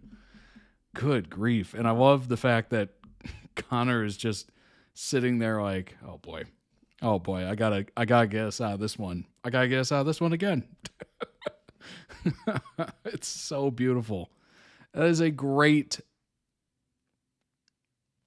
chemistry between those two, of one just going a little too far and the other one trying to pull him back. So awesome. Very cool. Such a great duo indeed. Dang. They seem like genuinely good people too, which is awesome. Couldn't happen to better dudes. That is a lot of success. They They blew up, literally. Blew up worldwide.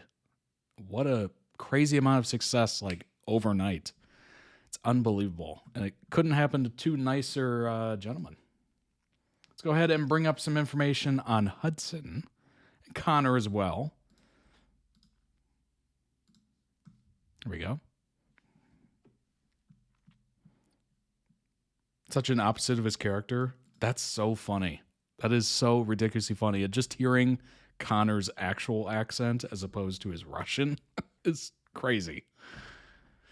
I think they have 3 million on Instagram now. Oh my God. And didn't they used to have like 5,000 or something like that? Like, it is an explosion of fame. That is pretty amazing. Congratulations to them. Hudson Williams is a Canadian actor and filmmaker, 24 years old, from British Columbia. Let's see. Moved to Vancouver, attended college.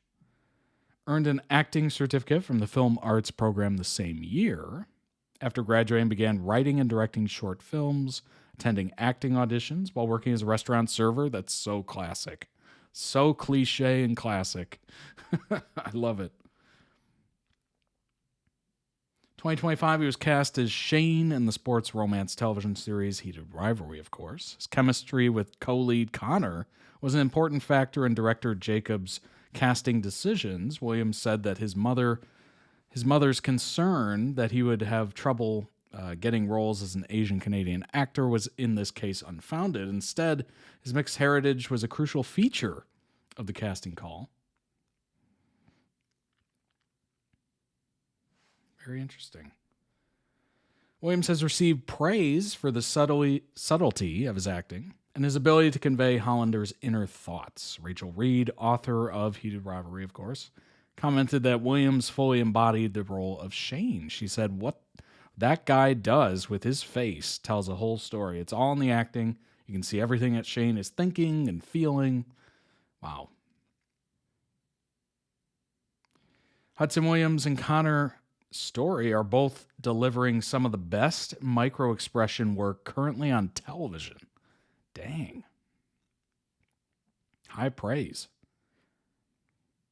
On January 25th, a couple days ago, Williams and Story took part of the 2026 Winter Olympics torch relay in Italy. Dang. Wow. Holy crap. From 5,000 or under 5,000 on Instagram to over 3 million, and they're doing the Winter Olympics torch. Like, what a week. What an absolute week. And a couple days ago, Williams made his runway debut at the Milan Fashion Week. What? That is so crazy. What a run. Could you imagine?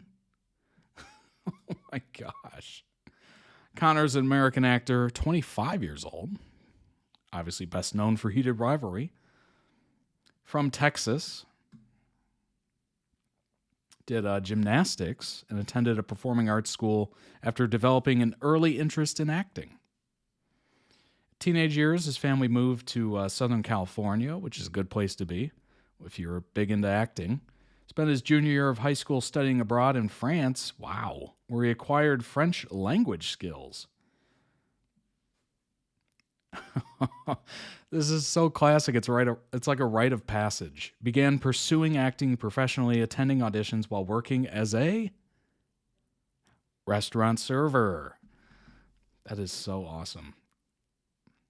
2024, he appeared in Joker Folie à Deux as a young Arkham Asylum inmate. Story was required to keep his role and involvement a secret for nearly 2 years before the film's release.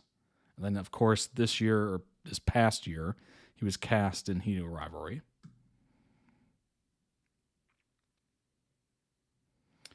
Narrated and voiced the character Dane in the romance fantasy audio series Ember and Ice, produced for the audio platform Quinn.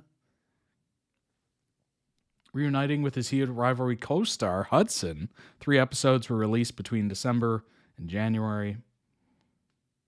26, he signed with Creative Artists Agency for representation and obviously took part in the Winter Olympics torch relay. Yesterday, he was with the Canadian president. That's crazy. Seriously, so good, like so good. I think we're also kind of tired of seeing the same actors everywhere. So it's also a breath of fresh air. Absolutely. It's great to see new faces, new people. Yeah, I wish they would take more chances like that, you know? Just bring us some new people, bring us some new actors. Let's see them. Give them good roles, give them good dialogue, and let them run, you know? Let them prove themselves. It's a little disappointing that there's not more movies with unknown people or TV shows with unknown people, because they don't want to take the money risk, right? It's all about, we got to earn our money back and then some. So they're like, okay, only established people, but where's the fun in that? I miss seeing people that you're just like, who is that? And at the end of the movie, you're like, oh, they're pretty good. They're pretty good. I like that actor. Boyfriends, no, boyfriends.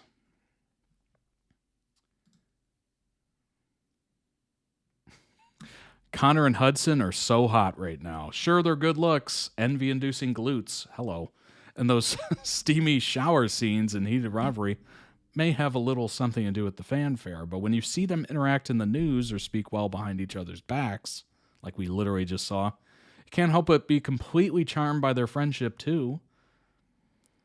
Williams was asked on the Golden Globes red carpet if he missed his co-star. Without him missing a beat, he replied, "Yes, I need to hold him right now," before earnestly adding, "He's my emotional support person in life."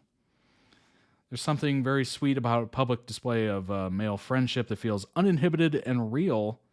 Press circuit for Heated Rivalry is a reminder of how endearing non-toxic bromances are.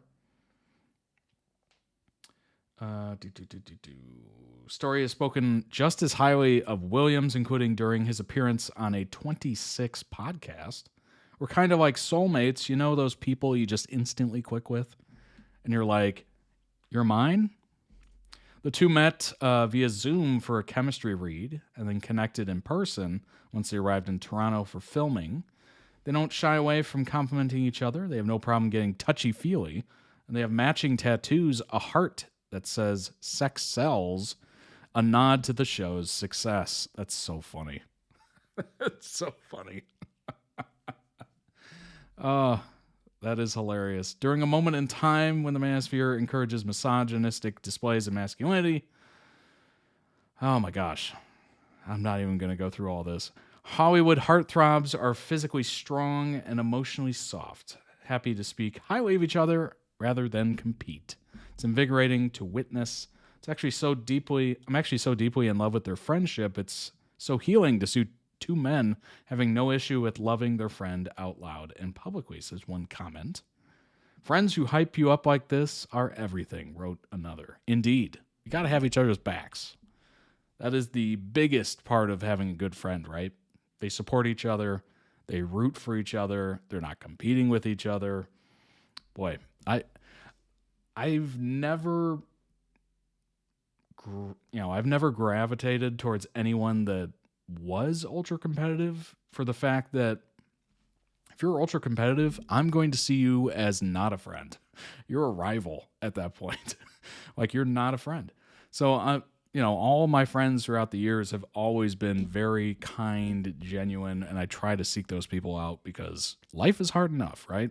Life is dark enough. You need people around you that'll lift you up and push you to be better and all that good stuff. You don't want the people, it is, from time to time, I'm sure we've all been there, life gets pretty dark, right? And having people around you that can build you up and put you back on track and where you need to be and where you need to be going is crucial. Crucial. If it's just one person that does that, family, friends, whoever.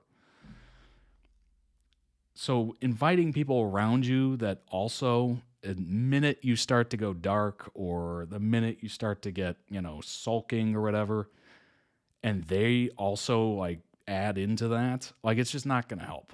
It's really not.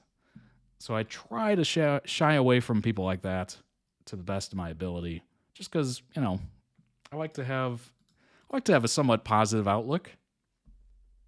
And when I don't, I need somebody to have that. And I need to be brought out of it, you know? The romantic chemistry on screen was only made possible because of their rapport off screen. They've both kept their sexualities private from the media, and Williams has said the physical nature of the relationship has nothing to do with queerbaiting.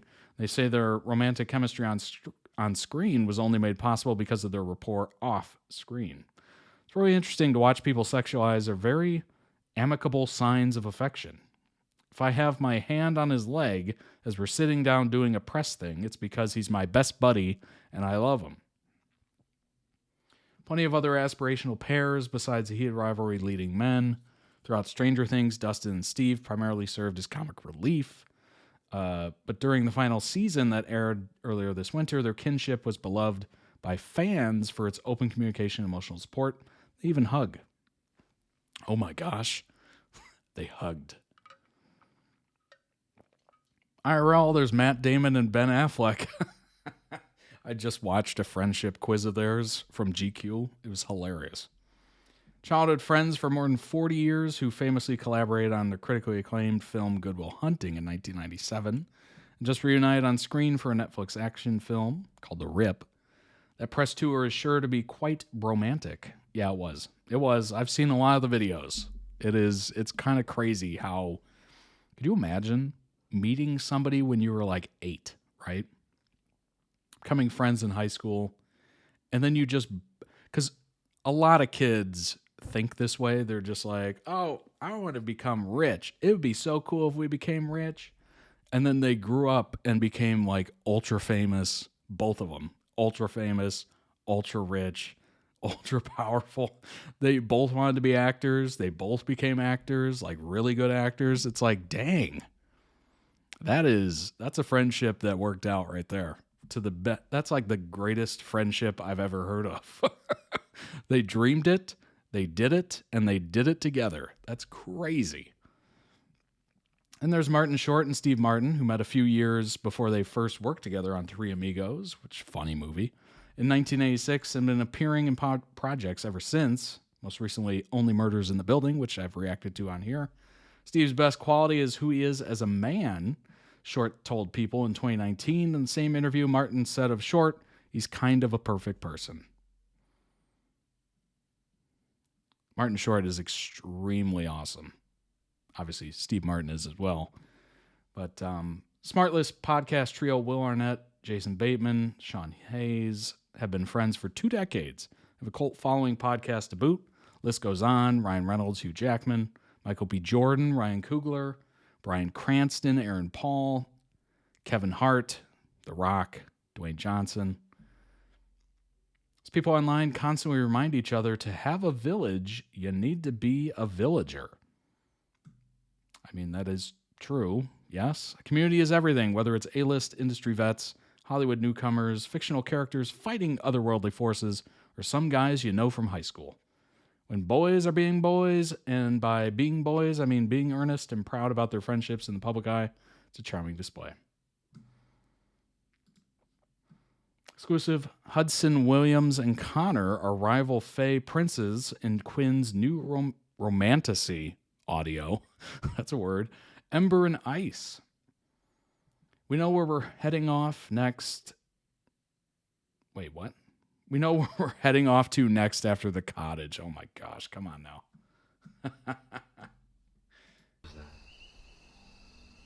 I turn at the sound, my bow already drawn. But it won't come to that. Not today, at least. It's only a stag. His black eyes stare back at me as I lower my weapon. It's freaky. Oh boy. If you're just like us, then you absolutely can't. It's an adult audio. Oh my God.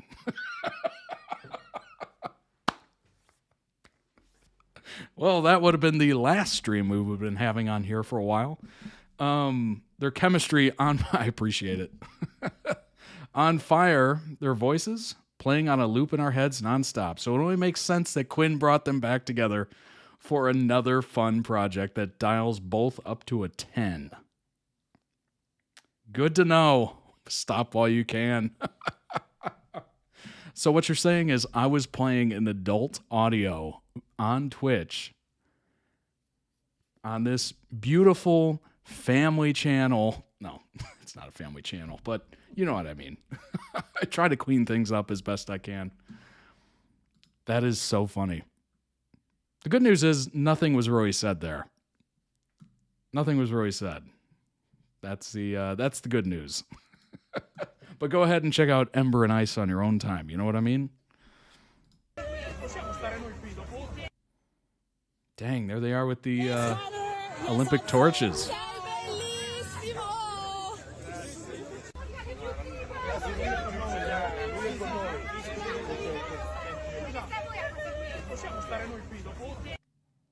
That's so cool. Dang, what a year. What an absolute year. That's crazy. Oh my gosh. Very funny. They need to do more press junkets. We just need more Hudson talking and more of Connor looking on in disbelief. Like, did you say that? Oh my gosh. All right. Let's get away from that adult audio and back to PondPhuwin being Situationship Goals TikTok compilation number 2. Wow, that could have ended poorly. That could have ended very poorly. I'm so dead. Newer ones are even more of Hudson being unhinged. That's great. I love that. Need more of that. That sounds amazing. That was very funny. Just taking it one extra step. It's like Phil. It's like Dan and Phil. Just taking it that one extra notch that we were just like, ooh, did you have to say that word? All right. PondPhuwin being situational goals. Here we go. ยังไงจ๊ะหนูแล้วเขาก็โปรโมทซีรีส์แล้วหนูทำอะไรจ๊ะผมขึ้นรถไว้ที่นี่เพราะรถมันติดเด็ดมาหรือว่าอะไรนะมารับใครนะรอไหมล่ะรอไหมล่ะรอไหมรอไหมรอไหมรอไหมทำไมกล้องเราแคบ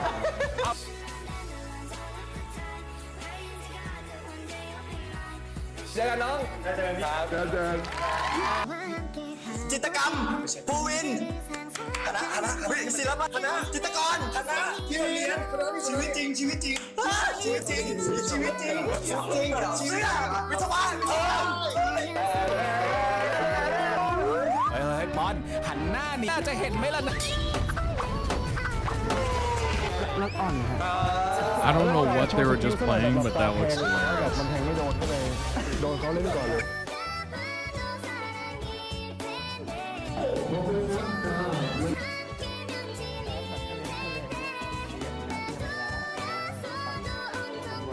ผมว่ากันได้ไหมยอมเขาตลอดเลยอ่ะผมจะได้ไม่ตื่นเต้นเยอะ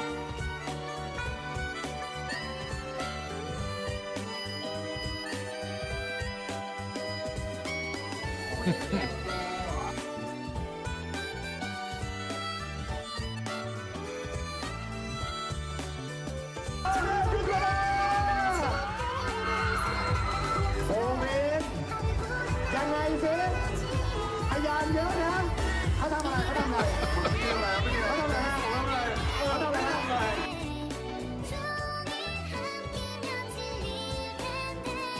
ผมยอมเองครับปกติผมยอมเองเพราะได้ฟังเขามา 100% ผมโอเคไม่สู้เขาเลยจะสู้ต่อก็ต้องเกิน100แล้วเขาก็จะกลับมามากกว่า100ก็เลยพอดีกว่า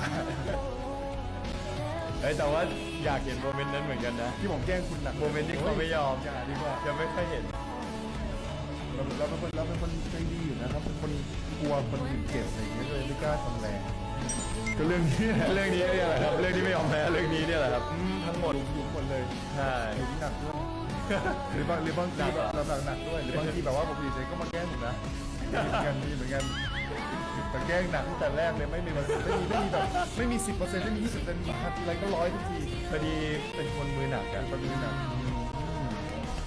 ยอมแต่ชอบมาละเฮ้ยถ้าผมไม่ยอมคุณเนี่ยเดี๋ยวคุณจะเจ็บตัวไงนี่ He lets him win. Hey, you know what? Pick your battles. Pick your battles. That is the best piece of advice ever.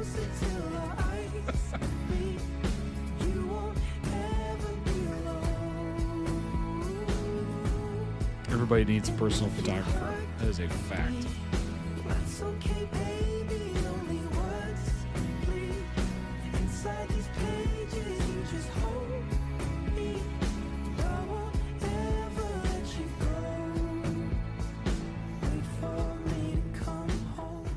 เป็นรูปวันเกิดครับเป็นวันเกิดเป็นสิ่งที่ทุกคนรอคอยหนึ่งในรูปที่ You know what's funny? That's one thing I don't do. I never take photos of myself. Ever. And then I think of it, I'm like, dang, I should start doing that more. And then I realize I have like hundreds of hours of video footage of myself. Do I really need to take photos of myself as well? Not really.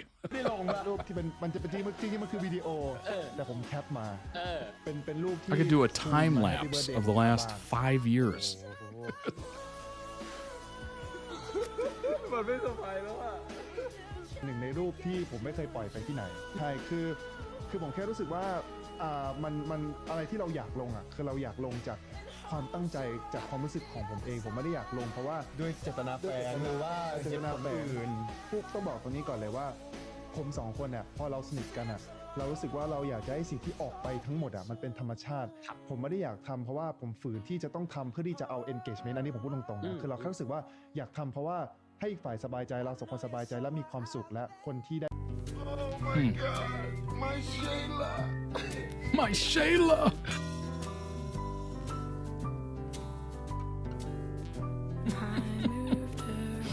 From town to town, lots of people around, but still so lonely.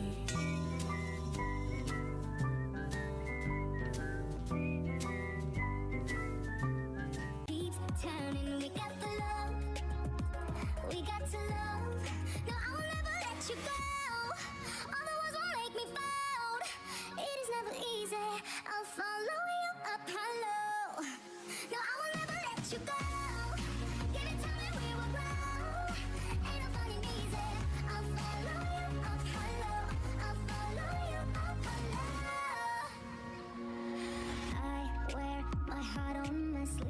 You do the same for me when autumn comes around.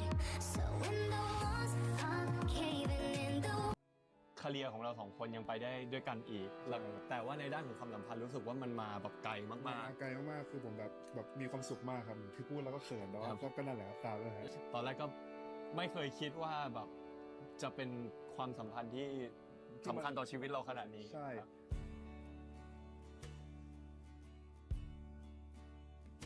Like I said, having somebody, you know, that you're close to be able to relate to that much, like it's really something.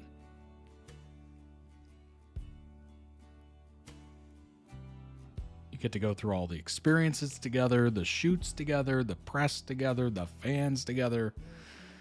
Wow. Up until now, I had sworn to myself that I'm content. ไม่ติดเลยมึงพิเศษนะเนี่ยแน่นอนอยู่แล้วมันเป็นความสบายใจมีคนพิเศษนะ The only exception. The only exception. You are the only exception. You are the only exception.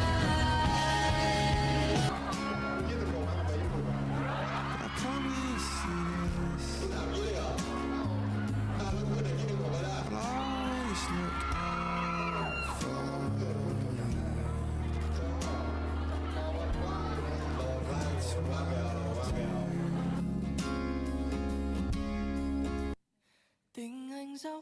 Free time is a premium. That is a fact.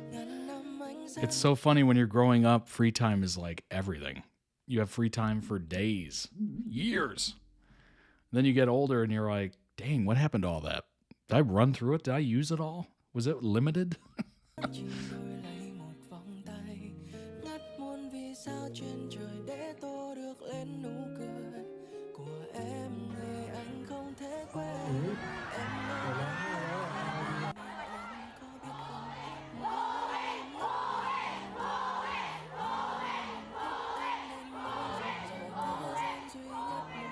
แสดงก็อยากมองหน้าผม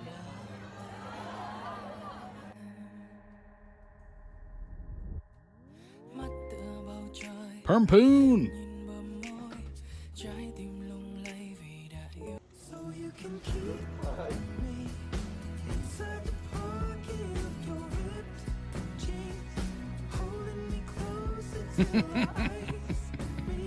สำหรับผมรู้สึกว่าอย่างแรกเลยมันคือการให้เกียรติซึ่งกันและกันครับมันเหมือนกับว่าแน่นอนอยู่แล้วว่าพอเราเริ่มรู้จักกันแรกๆเนี่ยเราไม่ได้รู้อยู่แล้วว่าตัวตนของแต่ละฝ่ายเนี่ยเป็นยังไงมันก็เหมือนกับว่าต้องเรียนรู้แล้วมีการปรับจูนแบบหลายวิธีมากเลยแต่ผมว่าสิ่งที่สำคัญที่สุดคือการให้เกียรติกันแล้วก็การที่พยายามจะเข้าใจอีกฝ่ายว่ารู้สึกยังไงคือเหมือนกับต้องให้เกียรติและไม่กดดันกันนะครับผมสำหรับผมนะผมว่าอีกคำหนึ่งที่อาจจะแปลกหน่อยคือความเกรงใจใช่ครับใช่คือจริงๆแล้วผมรู้สึกว่าสิ่งที่เราสองคนมีคือความเกรงใจซึ่งกันและกันคือมันก็จะต่อยอดจากสิ่งที่ปอนพูดแหละคือว่าบางครั้งอ่ะเราต้องเอาใจของเพื่อนเรามาใส่ในใจเราว่าอีกคนหนึ่งมันคิดอะไรอยู่เพราะว่าผลสุดท้ายมันทำงานด้วยกันมันทำงานเป็นคู่มันเหมือนทำงานกลุ่มอ่ะต่างคนมันจะต่างเอาแต่ใจไม่ได้มันต้องเกรงใจกันแล้วก็ต้องไปด้วยกันใช่ครับมันเหมือนกับว่าเราจะหาตรงกลางของกันและกันมากกว่า ไม่ค่อยพูดกัน See, นะว่าแบบ yeah, that is beautifully put. It is very much like they have to work together because if one of them starts to get a little too self-centered or thinks they're the star, it's not going to work. They're a pair.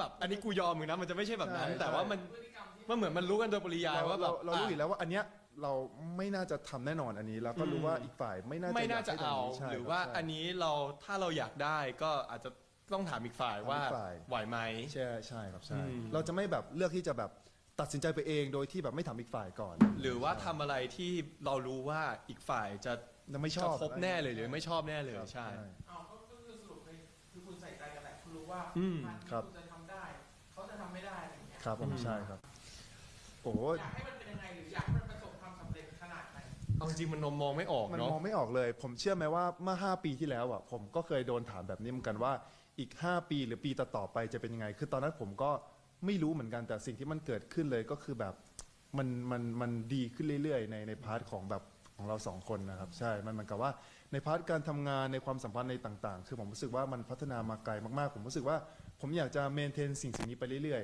ๆผมเชื่อว่าถ้าเราเมนเทนสิ่งนี้ได้ดีวันข้างหน้าก็จะดีเหมือนกันครับถ้าพูดแบบมันจะอะไรเขินนิดนึงแต่ว่าคือคนผมว่าเวลาคนเรามันอยู่ด้วยกันแล้วมันสบายใจคนอื่นมันดูออกครับใช่มันเหมือนกับแฟนๆทุกคนผมว่าทุกคนดูออกอยู่แล้วทุกคนดูออกคือจริงๆแล้วเรา2 คนเป็นสไตล์แบบอินโทรเวิร์ตนิดนึงถ้าพูดตรงๆอ่ะเราจะเป็นคนไม่ค่อยแบบจงแจ้งเท่าไหร่จงแจ้งหรือไม่ค่อยเล่นโซเชียลคือจากใจผมเป็นคนแบบพอทำงานเยอะอะไรเงี้ยเราจะไม่ค่อยได้มีเวลามาแบบอัปเดตโซเชียลมากๆในช่วงนี้อะไรเงี้ยผมรู้สึกว่าสำหรับแบบพาร์ทเนอร์คู่ไหนที่แบบความสัมพันธ์มันดีผมว่าทุกคนน่าจะดูออกนะใช่ผมว่าสิ่งที่สำคัญที่สุดคือมันต้องจริงใจกับตัวเองและจริงใจกับคู่เราก่อน Damn, they are just spitting facts constantly. เชื่อว่าถ้าคงสิ่ง2 นี้ไว้ได้ It's like a steady drip.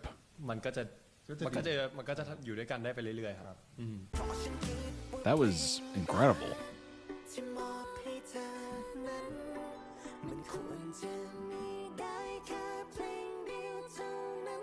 They're very well spoken. Obviously, they think about this stuff a little bit. Very intellectual. Healthy mindset.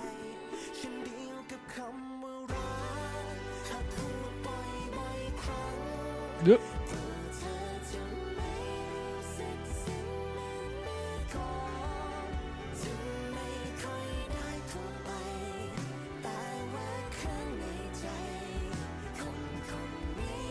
ก็ที่สำคัญเลยคือไม่เคยคิดว่าสมมติอนาคตถ้าเกิดจะมีโอกาสแบบแยกทางกันแบบไม่ได้อยู่ด้วยกันแล้วผมจะไม่เปลี่ยนคู่คิดก็ไม่ได้พูดกับเขาตรงๆไม่เคยพูดกับเขาตรงๆแต่เขาเป็นพาร์ทเนอร์ที่ดีมากๆถ้าให้มาเลือกคนอื่นก็คงไม่เลือกคนอื่นก็คงจะไม่เปลี่ยนพาร์ทเนอร์แล้วก็ยังมีพาร์ทเนอร์คนเดิมFrom the first day we met to now, it's been great.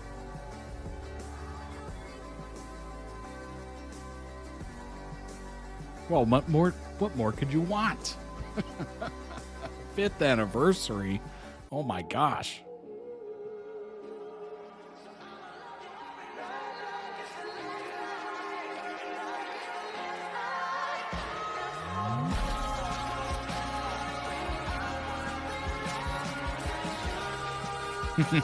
แต่ผมแค่รู้สึกอยากขอบคุณที่ยังอยู่ด้วยกันจนมาแบบจนถึงวันนี้ที่มันเติบโตมาด้วยกันเป็นจุดที่ผมว่าในเวอร์ชั่นที่ดีที่สุดของเราสองคนในตอนนี้แล้วกันเพราะในวันนั้นเราเด็กวันนั้นก็ยังไม่ได้อยู่ในจุดที่ดีที่สุดในที่ผมบอกพี่ไปอะไรอย่างเงี้ยบางคนอาจจะท้อแต่ว่าภูวินเลือกที่จะอยู่ต่อมาเรื่อยๆคือวันนั้นภูวินก็คงไม่ได้รู้อยู่แล้วว่าในอนาคตจะมาถึงตรงนี้มันไม่มีใครรู้หรอกพี่แต่ว่าสุดท้ายแล้วก็ยังเป็นคนหนึ่งที่ยอมจับมือแล้วก็สู้กันมาจนถึงวันนี้อะไรแบบนี้เนี่ยเป็นส่วนหนึ่งครับ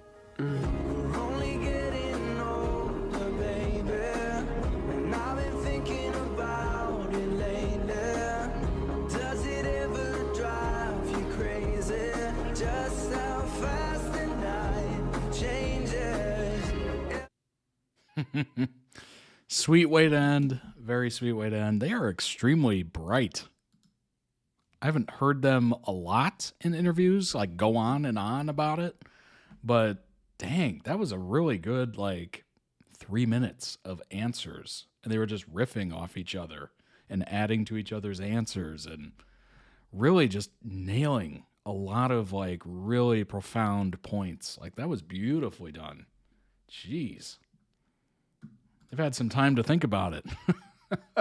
Link down below in the video description on YouTube. For the original video, go throw it some much-deserved love.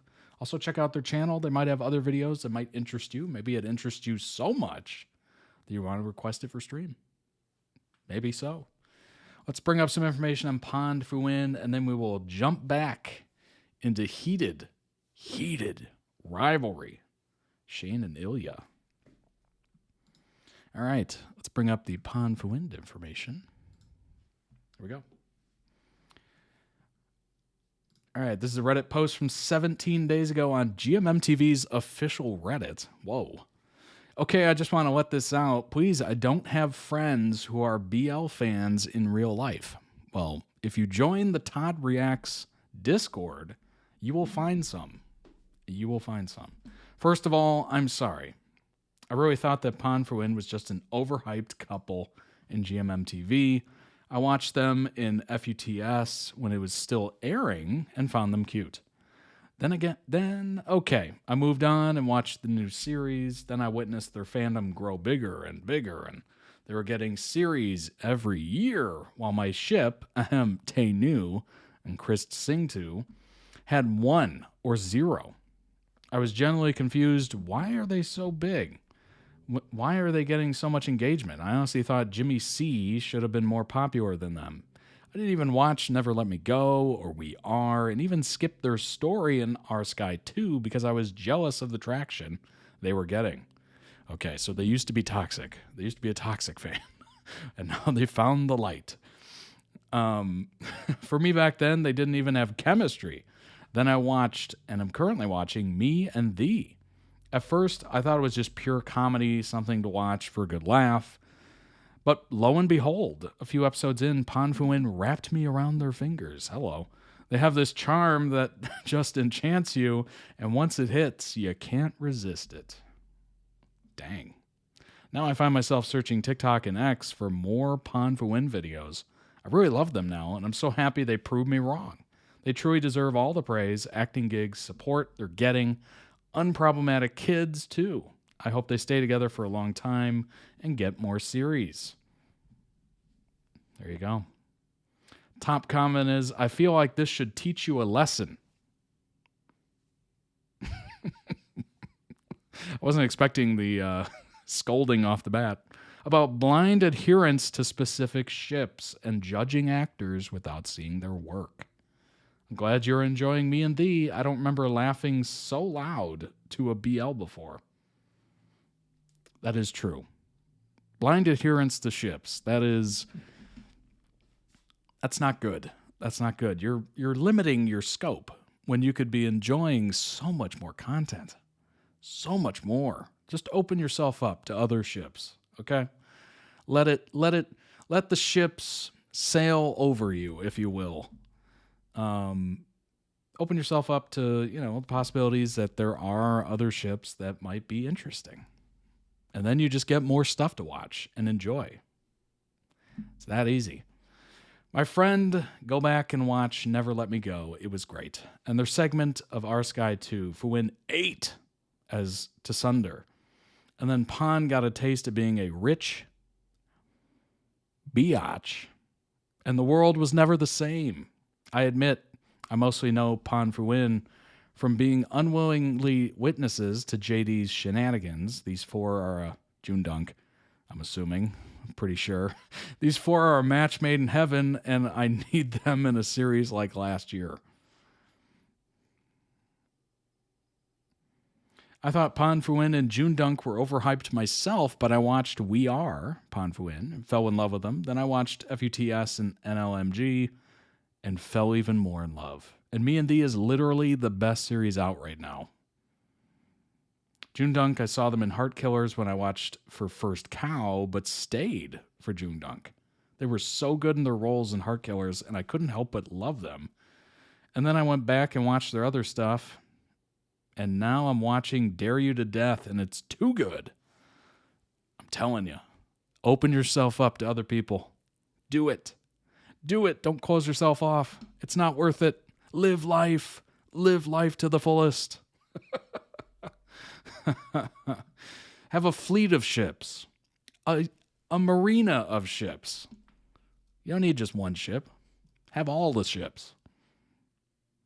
Nobody's stopping you. You can do whatever you want. Life is what you make of it. If you want to fall in love with PondPhuwin more, I highly recommend you watch their Dear Myself interview and their Prue Talk. Plus some of their FanCon meets. I'm assuming they meant meets. PondPhuwin celebrating after 3 successful sold-out shows. Dang.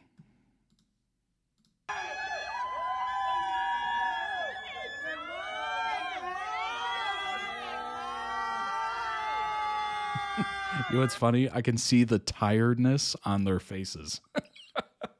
They're celebrating, they're happy, but I can also see about a week at least of sleep in their future.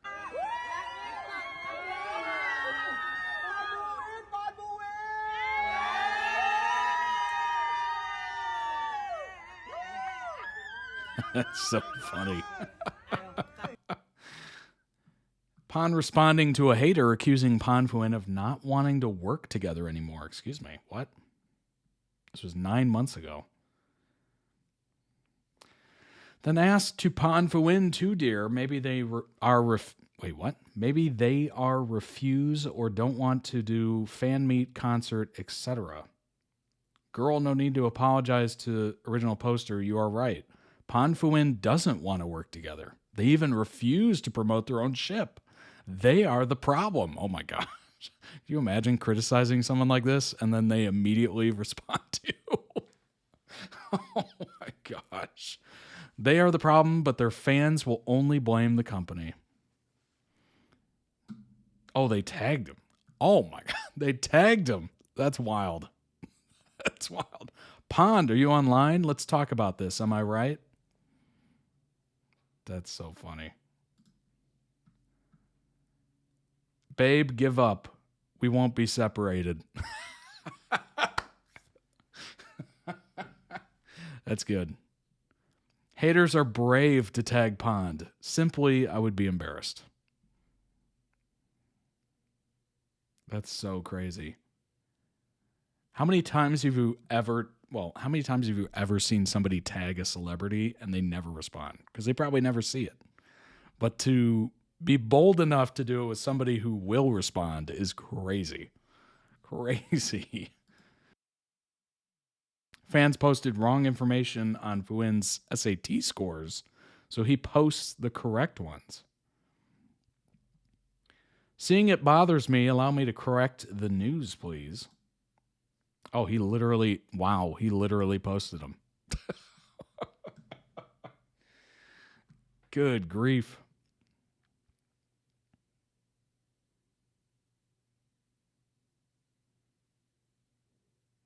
I don't even know what I'm looking at. Is this the same rubric as the US? I don't even know.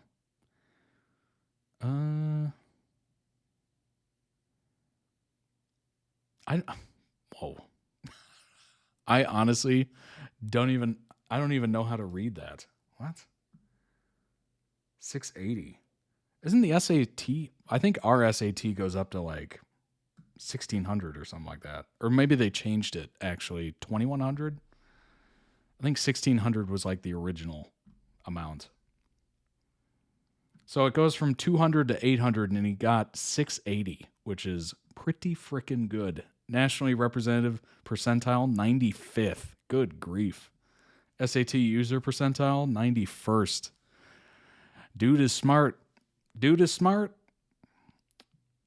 Phuwin's a very honest guy, and I appreciate this about him. He always corrects misinformation about him on the internet. He's so cute, even though the result that he got is just a little bit less than what fans were saying in some courses. Still bothers him, so he had to correct it. I think he just wanted to make sure the right numbers were out there. FYI, those scores are out of 800, so Phuwin got really high score. Well, yeah, you can go by percentile. 95th and 91st. That is crazy high. Crazy high.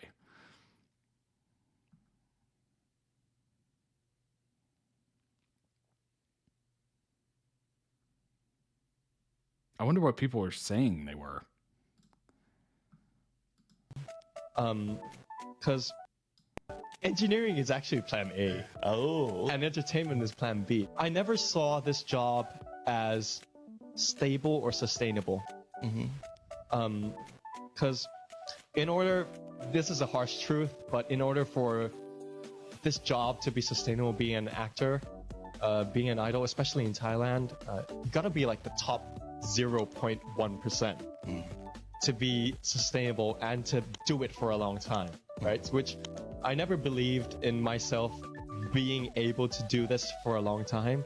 And although, yes, the money is sustainable, it's not consistent enough in the long run to sustain yourself, because you have to admit that the world runs about money, and especially your life, and if you don't have enough of it to not only sustain yourself but your family behind you, then you probably have to end up doing something else in the long run.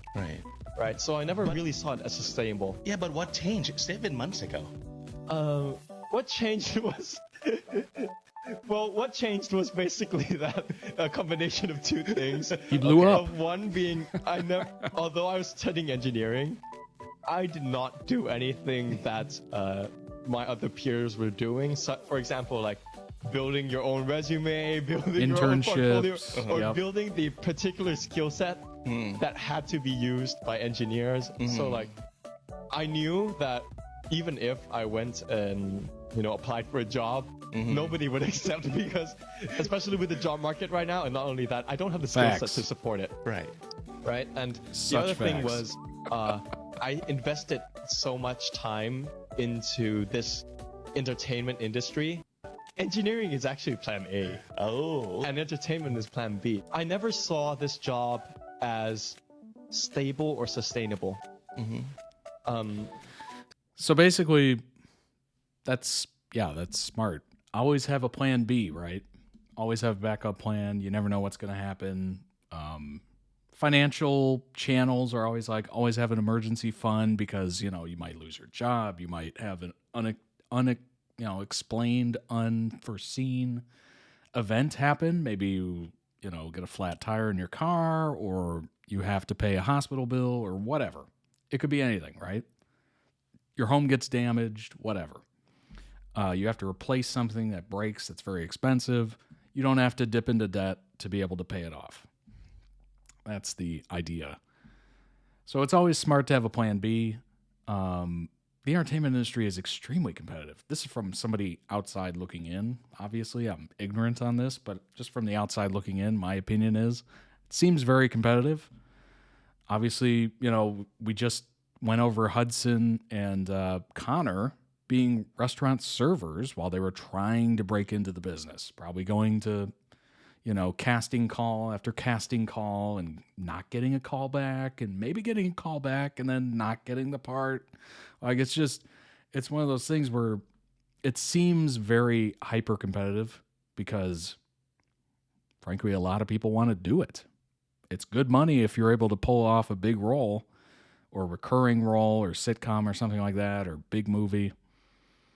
And you have to work your way to it unless you're just chosen, to be able to handle that. But it's one of those things where it's like you just kind of throw paint at the wall and just hopefully, it sticks. It makes sense that a lot of BL actors, went to university, got their degree. It's something to fall back on if they should need it. But obviously, if you're making it big and you are getting momentum, just go all in. Just go all in. Why not? Like, it would be crazy to split your time. If you're getting this much success, you're able to sustain yourself, as he said. As long as you're able to sustain yourself, that gives you the freedom to go all in, right? If you're not, then that would be crazy. That would be like if I quit my job tomorrow and said, I'm doing this full time. Rent is due in a couple days. That would not be a smart idea. That would not be a smart idea.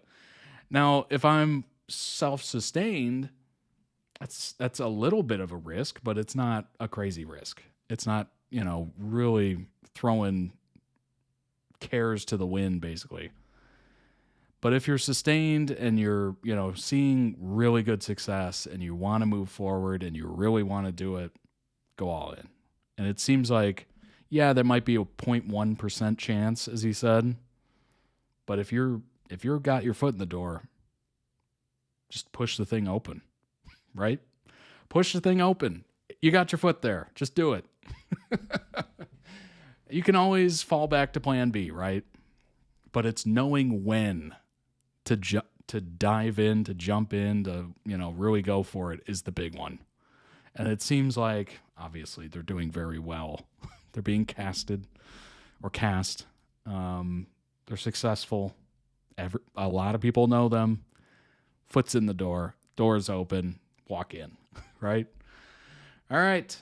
Amazing. I like that little job market challenges, and that was interesting. That was very interesting. Allowed me to go on a little rant. I love a little rant. Just a little one.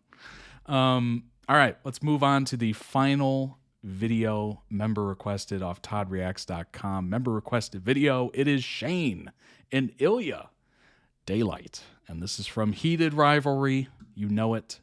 You love it. Let's go ahead and jump in.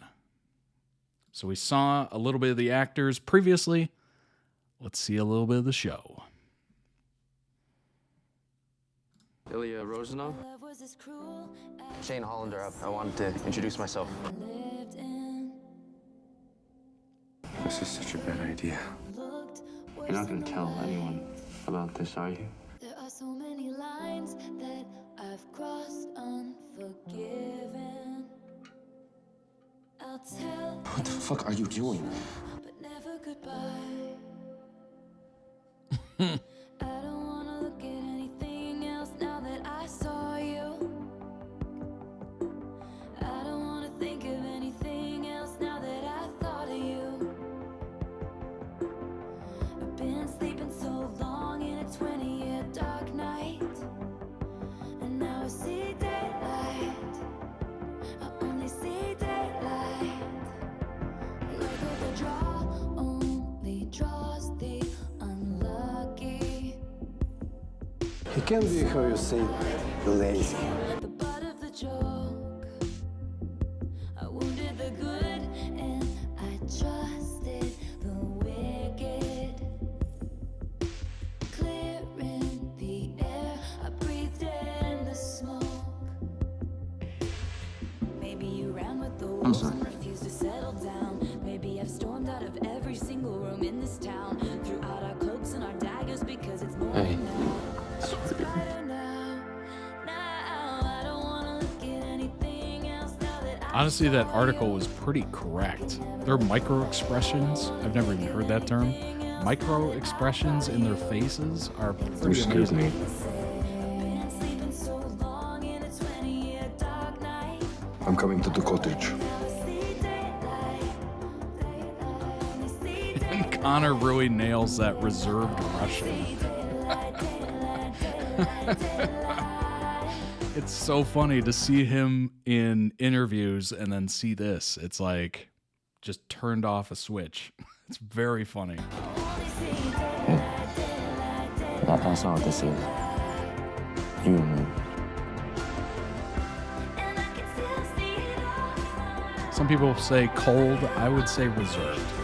It's a better term for it.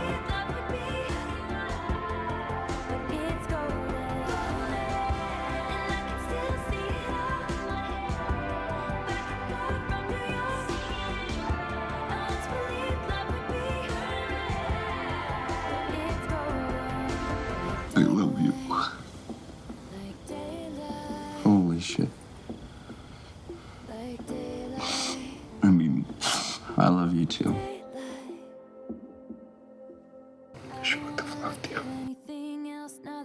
It all happened in a cottage somewhere.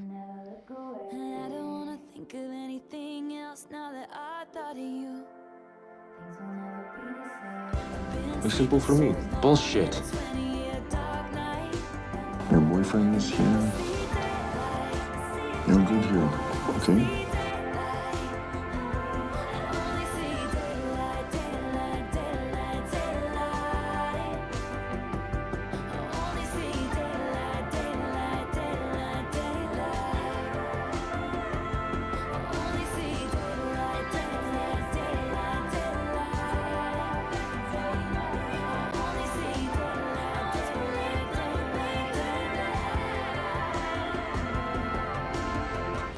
Do you want me to come with you?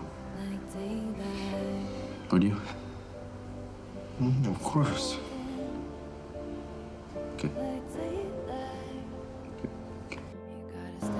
Не так, как я люблю тебя. I actually, I love him.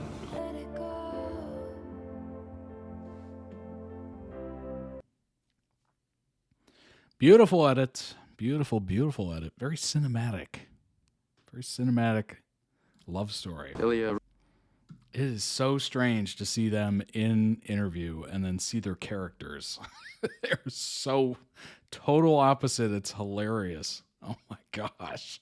Link down below in the YouTube video description for the original video. Go throw it some much deserved love. Also check out their channel. They might have other edits, maybe of Heated Rivalry that you want to request. Certainly do so. The phenomenon known as Heated Rivalry. Such good actors. Oh yeah. It's very apparent. It's very apparent when you see them in the interviews. You're just like, what? How is that the same people? That doesn't make any sense. Shane Hollander. He hated his pretty boy face and his perfect goddamn English and his perfect goddamn French and his loving parents and his polite little manners and his $1 million smile. He hated how serious he was, how earnest. He was everything the league wanted for those stars. Ilya. Shane was the star center and team captain of the Montreal Voyageurs before being traded to the Ottawa Centaurs. It's so weird to say that, not the actual team names. He is the dual protagonist and love interest of Heated Rivalry, The Long Game, and Unrivaled, and the television show Heated Rivalry alongside rival hockey player Ilya Rozanov, with whom he shared a more than decade-long secret relationship. He's considered one of the best players in the league alongside Ilya.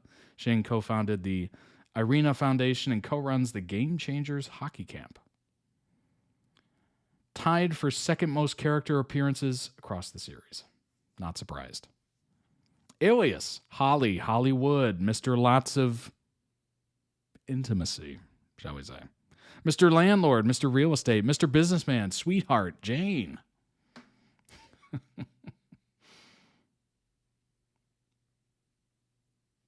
All right, let's see here. Ilya is Shane's main love interest in the series. Originally meeting at 17, Shane and Ilya spend nearly a decade circling each other in a dramatic, emotionally fraught rivals with benefits relationship. That's a new one.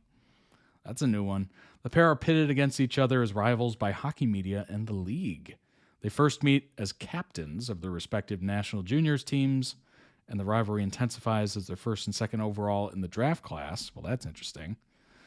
One guy, I'm not going to say it.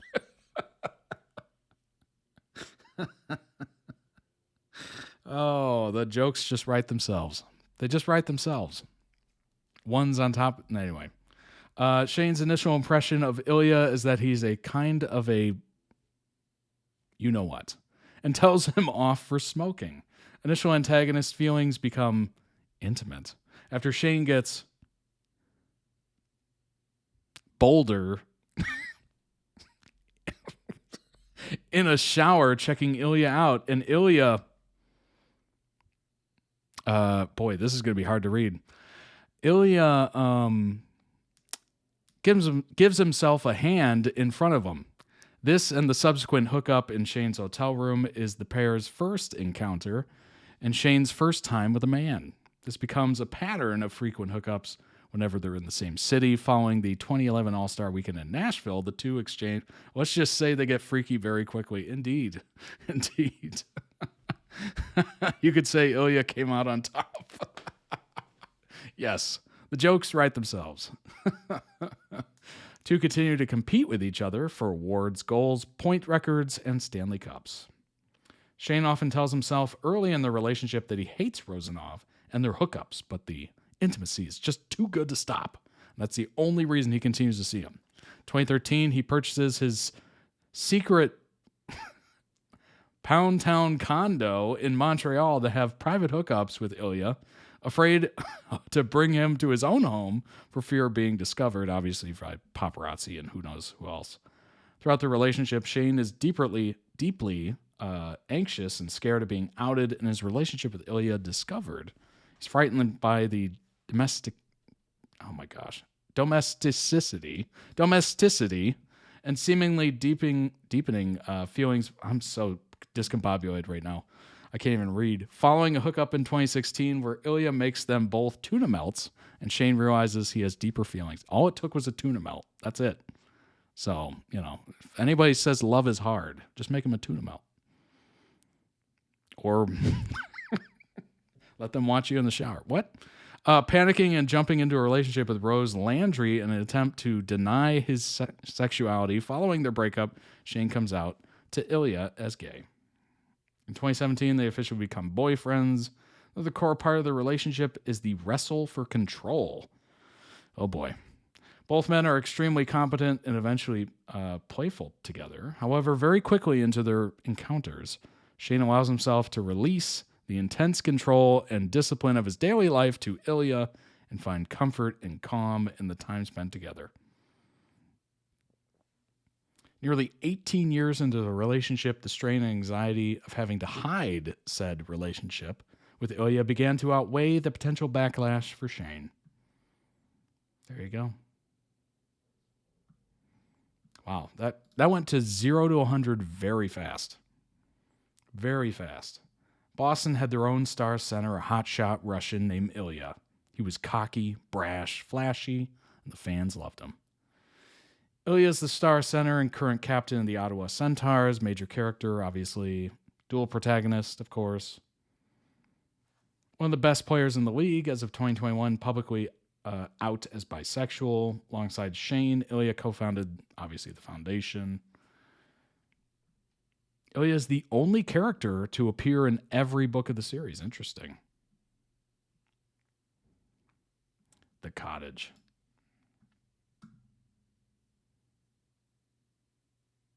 The Cottage. Did you notice they both ended up on the Centaurs together? I did. I did indeed. I did read that. It's gonna be interesting to see how they. Well, it's gonna be what, 2027 when the next season comes out, potentially. So it's gonna be interesting to see how they progress that. A week later, Shane and Ilya host a dinner with Hayden and his wife Jackie at Shane's Montreal home. While nice to Jackie, Ilya deliberately needles Hayden while Shane and Jackie try to keep the peace. Shane chastises him in the kitchen. The pair cooking, I don't even know what even is that. Together, was it Kokovin? I don't even know. Four have a deeply uncomfortable dinner. As dinner progresses, Ilya and Hayden become increasingly hostile to each other. Oh boy. Hockey World shocked when Ilya's signing with the Ottawa Centaurs is announced, Ryan calling it a random and baffling choice.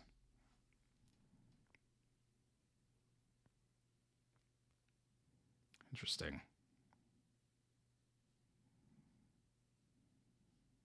Very, very interesting. Shane and Ilya's core differences, according to the author. Ilya is cool. Shane is not. Ilya carries grief and trauma. Shane does not. Shane is obsessed with hockey. Ilya is not. Ilya is very intelligent. Shane is not. Hey, that's not very nice. Ilya is very observant and perceptive. Shane barely notices his own feelings. Shane is very particular and cautious when it comes to letting people in, very private. Ilya craves and seeks out intimacy, touch, conversation from as many people as possible. This is from my Shane and Ilya notebook. Obviously, there are tons of differences between the two characters, but these are the core ones that shape the behaviors and decisions, especially when it comes to each other. I thought people might find it interesting. I know it seems like I was very hard on poor Shane in the long game, but all of his actions and behaviors were driven by these 6 core differences. I think a lot of people are going to take issue with the 4th one especially, but hear me out. I'm not saying Shane is stupid. I'm just saying Ilya is very smart. Shane has a hockey brain. He's never really trained his brain for anything else. Takes him a while to catch up to things Ilya figured out a long time ago. The people he loves are extremely important to Shane, but he doesn't always pick up on what they need or how they're feeling. So he's emotionally stupid. Letting down the people he loves is devastating to Shane. The list, Ilya's cool, Shane is not. Interesting. Top comment, I could feel Shane's obsession with hockey in the book, but not so much in the show, which is one thing I wish they showed better. I think that's a crucial part of his personality and him as a character. Interesting. This is the one part that I especially appreciate the show's creative direction on, to be honest.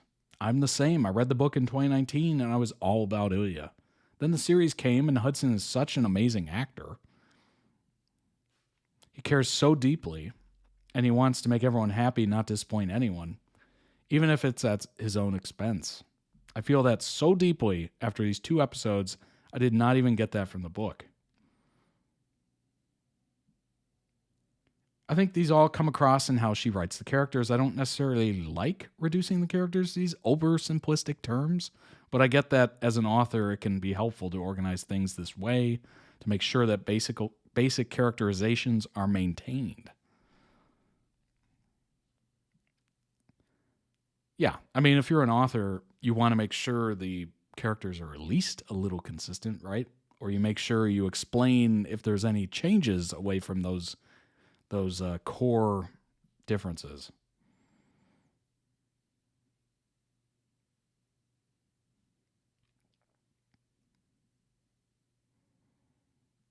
Interesting.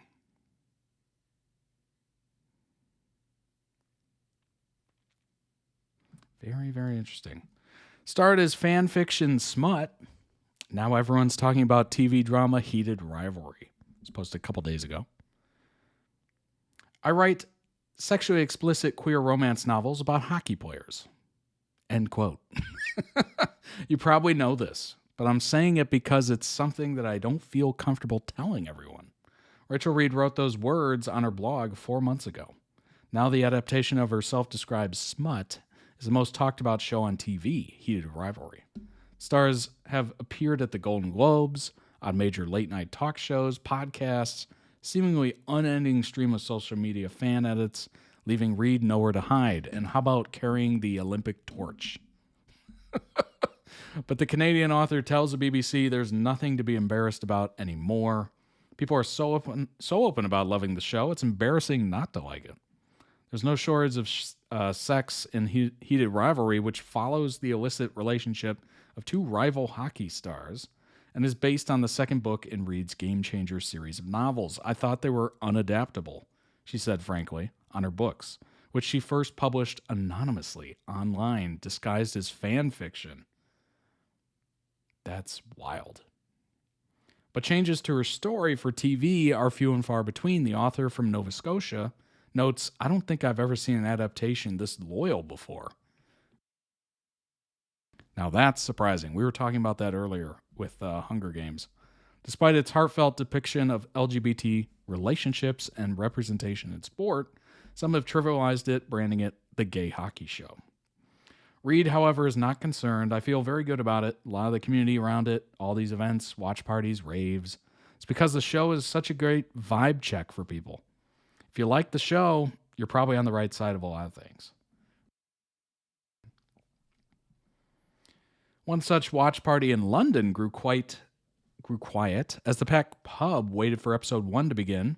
On the evening of its UK release in early January, a shush rang over the crowd when Canadian rookie Shane Hollander, one of the now beloved protagonists, first appeared shirtless on screen. The crowd, mostly made up of younger viewers, listened.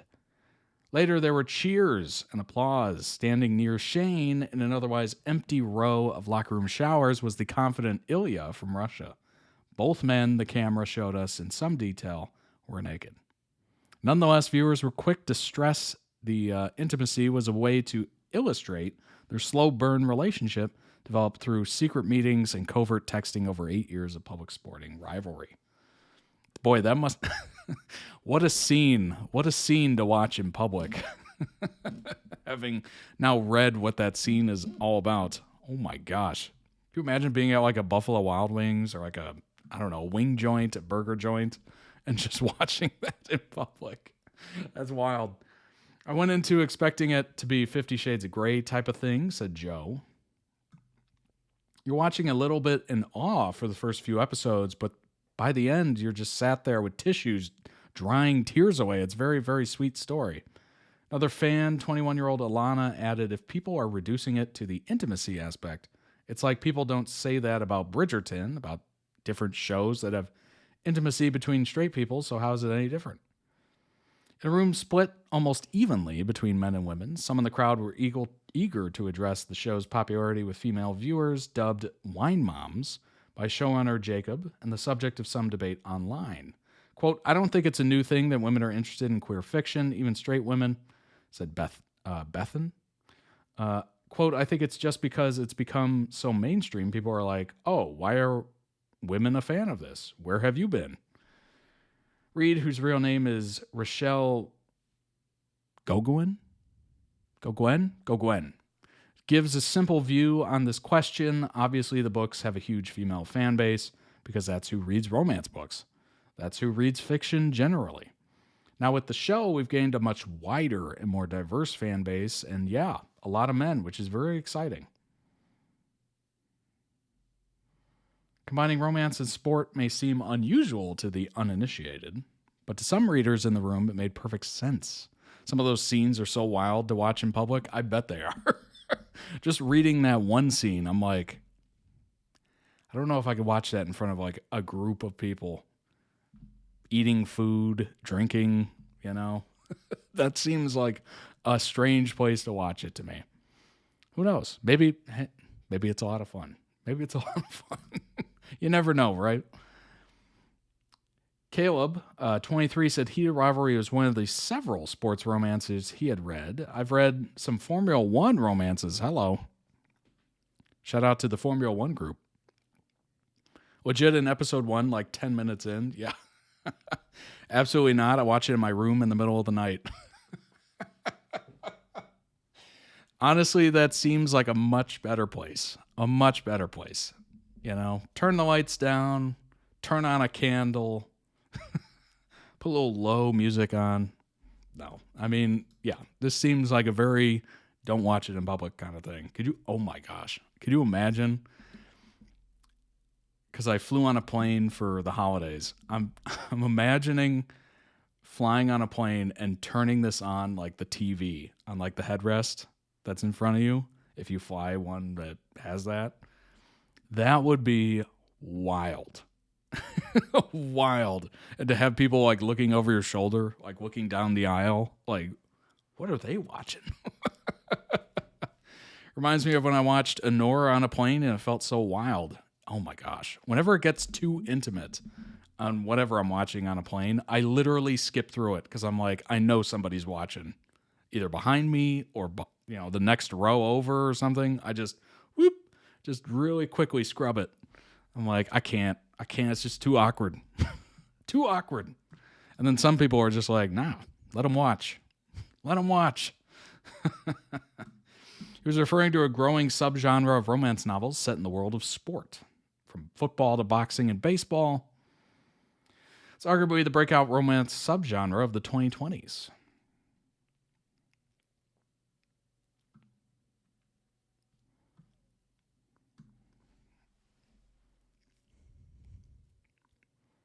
Now, I'm aware of almost 100 people signed up to attend that watch party within 12 hours of the tickets being posted online. I'm aware of Love Island doing this at like bars, sports bars, whatever, pubs. This is like a new thing, I guess. You just go to a bar, sports bar, whatever, pull up, get a drink, and just watch some sort of show or something like that. Looks like me locked in. Honestly, they're all locked in. They are extremely locked in right now. Ice hockey is more than a backdrop in Reed's world. The author says she wrote books to work out a lot of my feelings about rampant misogyny, homophobia, violence in sport, of which she'd been a longtime fan. Reed said no one from the NHL has reached out to her since the show first aired in the US and Canada, but a lot of people from the hockey world have, people I love and respect, so that's all that matters to me. The only time the NHL would reach out is if they're suing you. If you're talking to somebody from the NHL, they're probably NHL lawyers, let's be real. People yearn for community. Indeed. That is true. That is absolutely true. The internet has connected us and also brought us further apart. It is kind of an unfortunate double-edged sword there where, we're more connected than ever. We could talk to people in other countries, right? Literally doing that right now. Seems pretty cool. It's live. Hello. We're doing it right now. But also it's isolating in a way. It's very isolating. You could be in your, you could be in your room for 24 hours straight, not say a word. And I'm speaking on experience here. Not speak a word to anyone and just watch endless hours of content or show or talk to people, quote unquote, for 24 hours. And then you come out of your room or out of your apartment, out of your house, and it's like the sun is brighter. The air is like more air. And you're just like, oh God, it's like coming out of a cave. It's crazy. It is truly crazy. You can get lost in the internet 100%. I've done it before. You lose track of time. You lose track of, the ability to talk. Honestly, in true honesty here, I started a podcast during the pandemic because I was not talking. I was literally not talking to anyone. It was very strange. I was like, I would call my parents or they would call me and my voice would be like harsh and I wasn't able to like put sentences together as well. Like it was getting bad. It was getting really bad. So I started a podcast to kind of like keep my voice going and being able to think and speak at the same time. Like it was crazy. I don't know if anybody else went through that as well, but it was very isolating. So the internet is a very double-edged sword. Extremely. So the yearning for community, this scene, I think we're going to see a lot more of it. UK's biggest book-selling chain, Waterstones, said daily pre-orders for the series in print had increased by 700% week on week. Wow.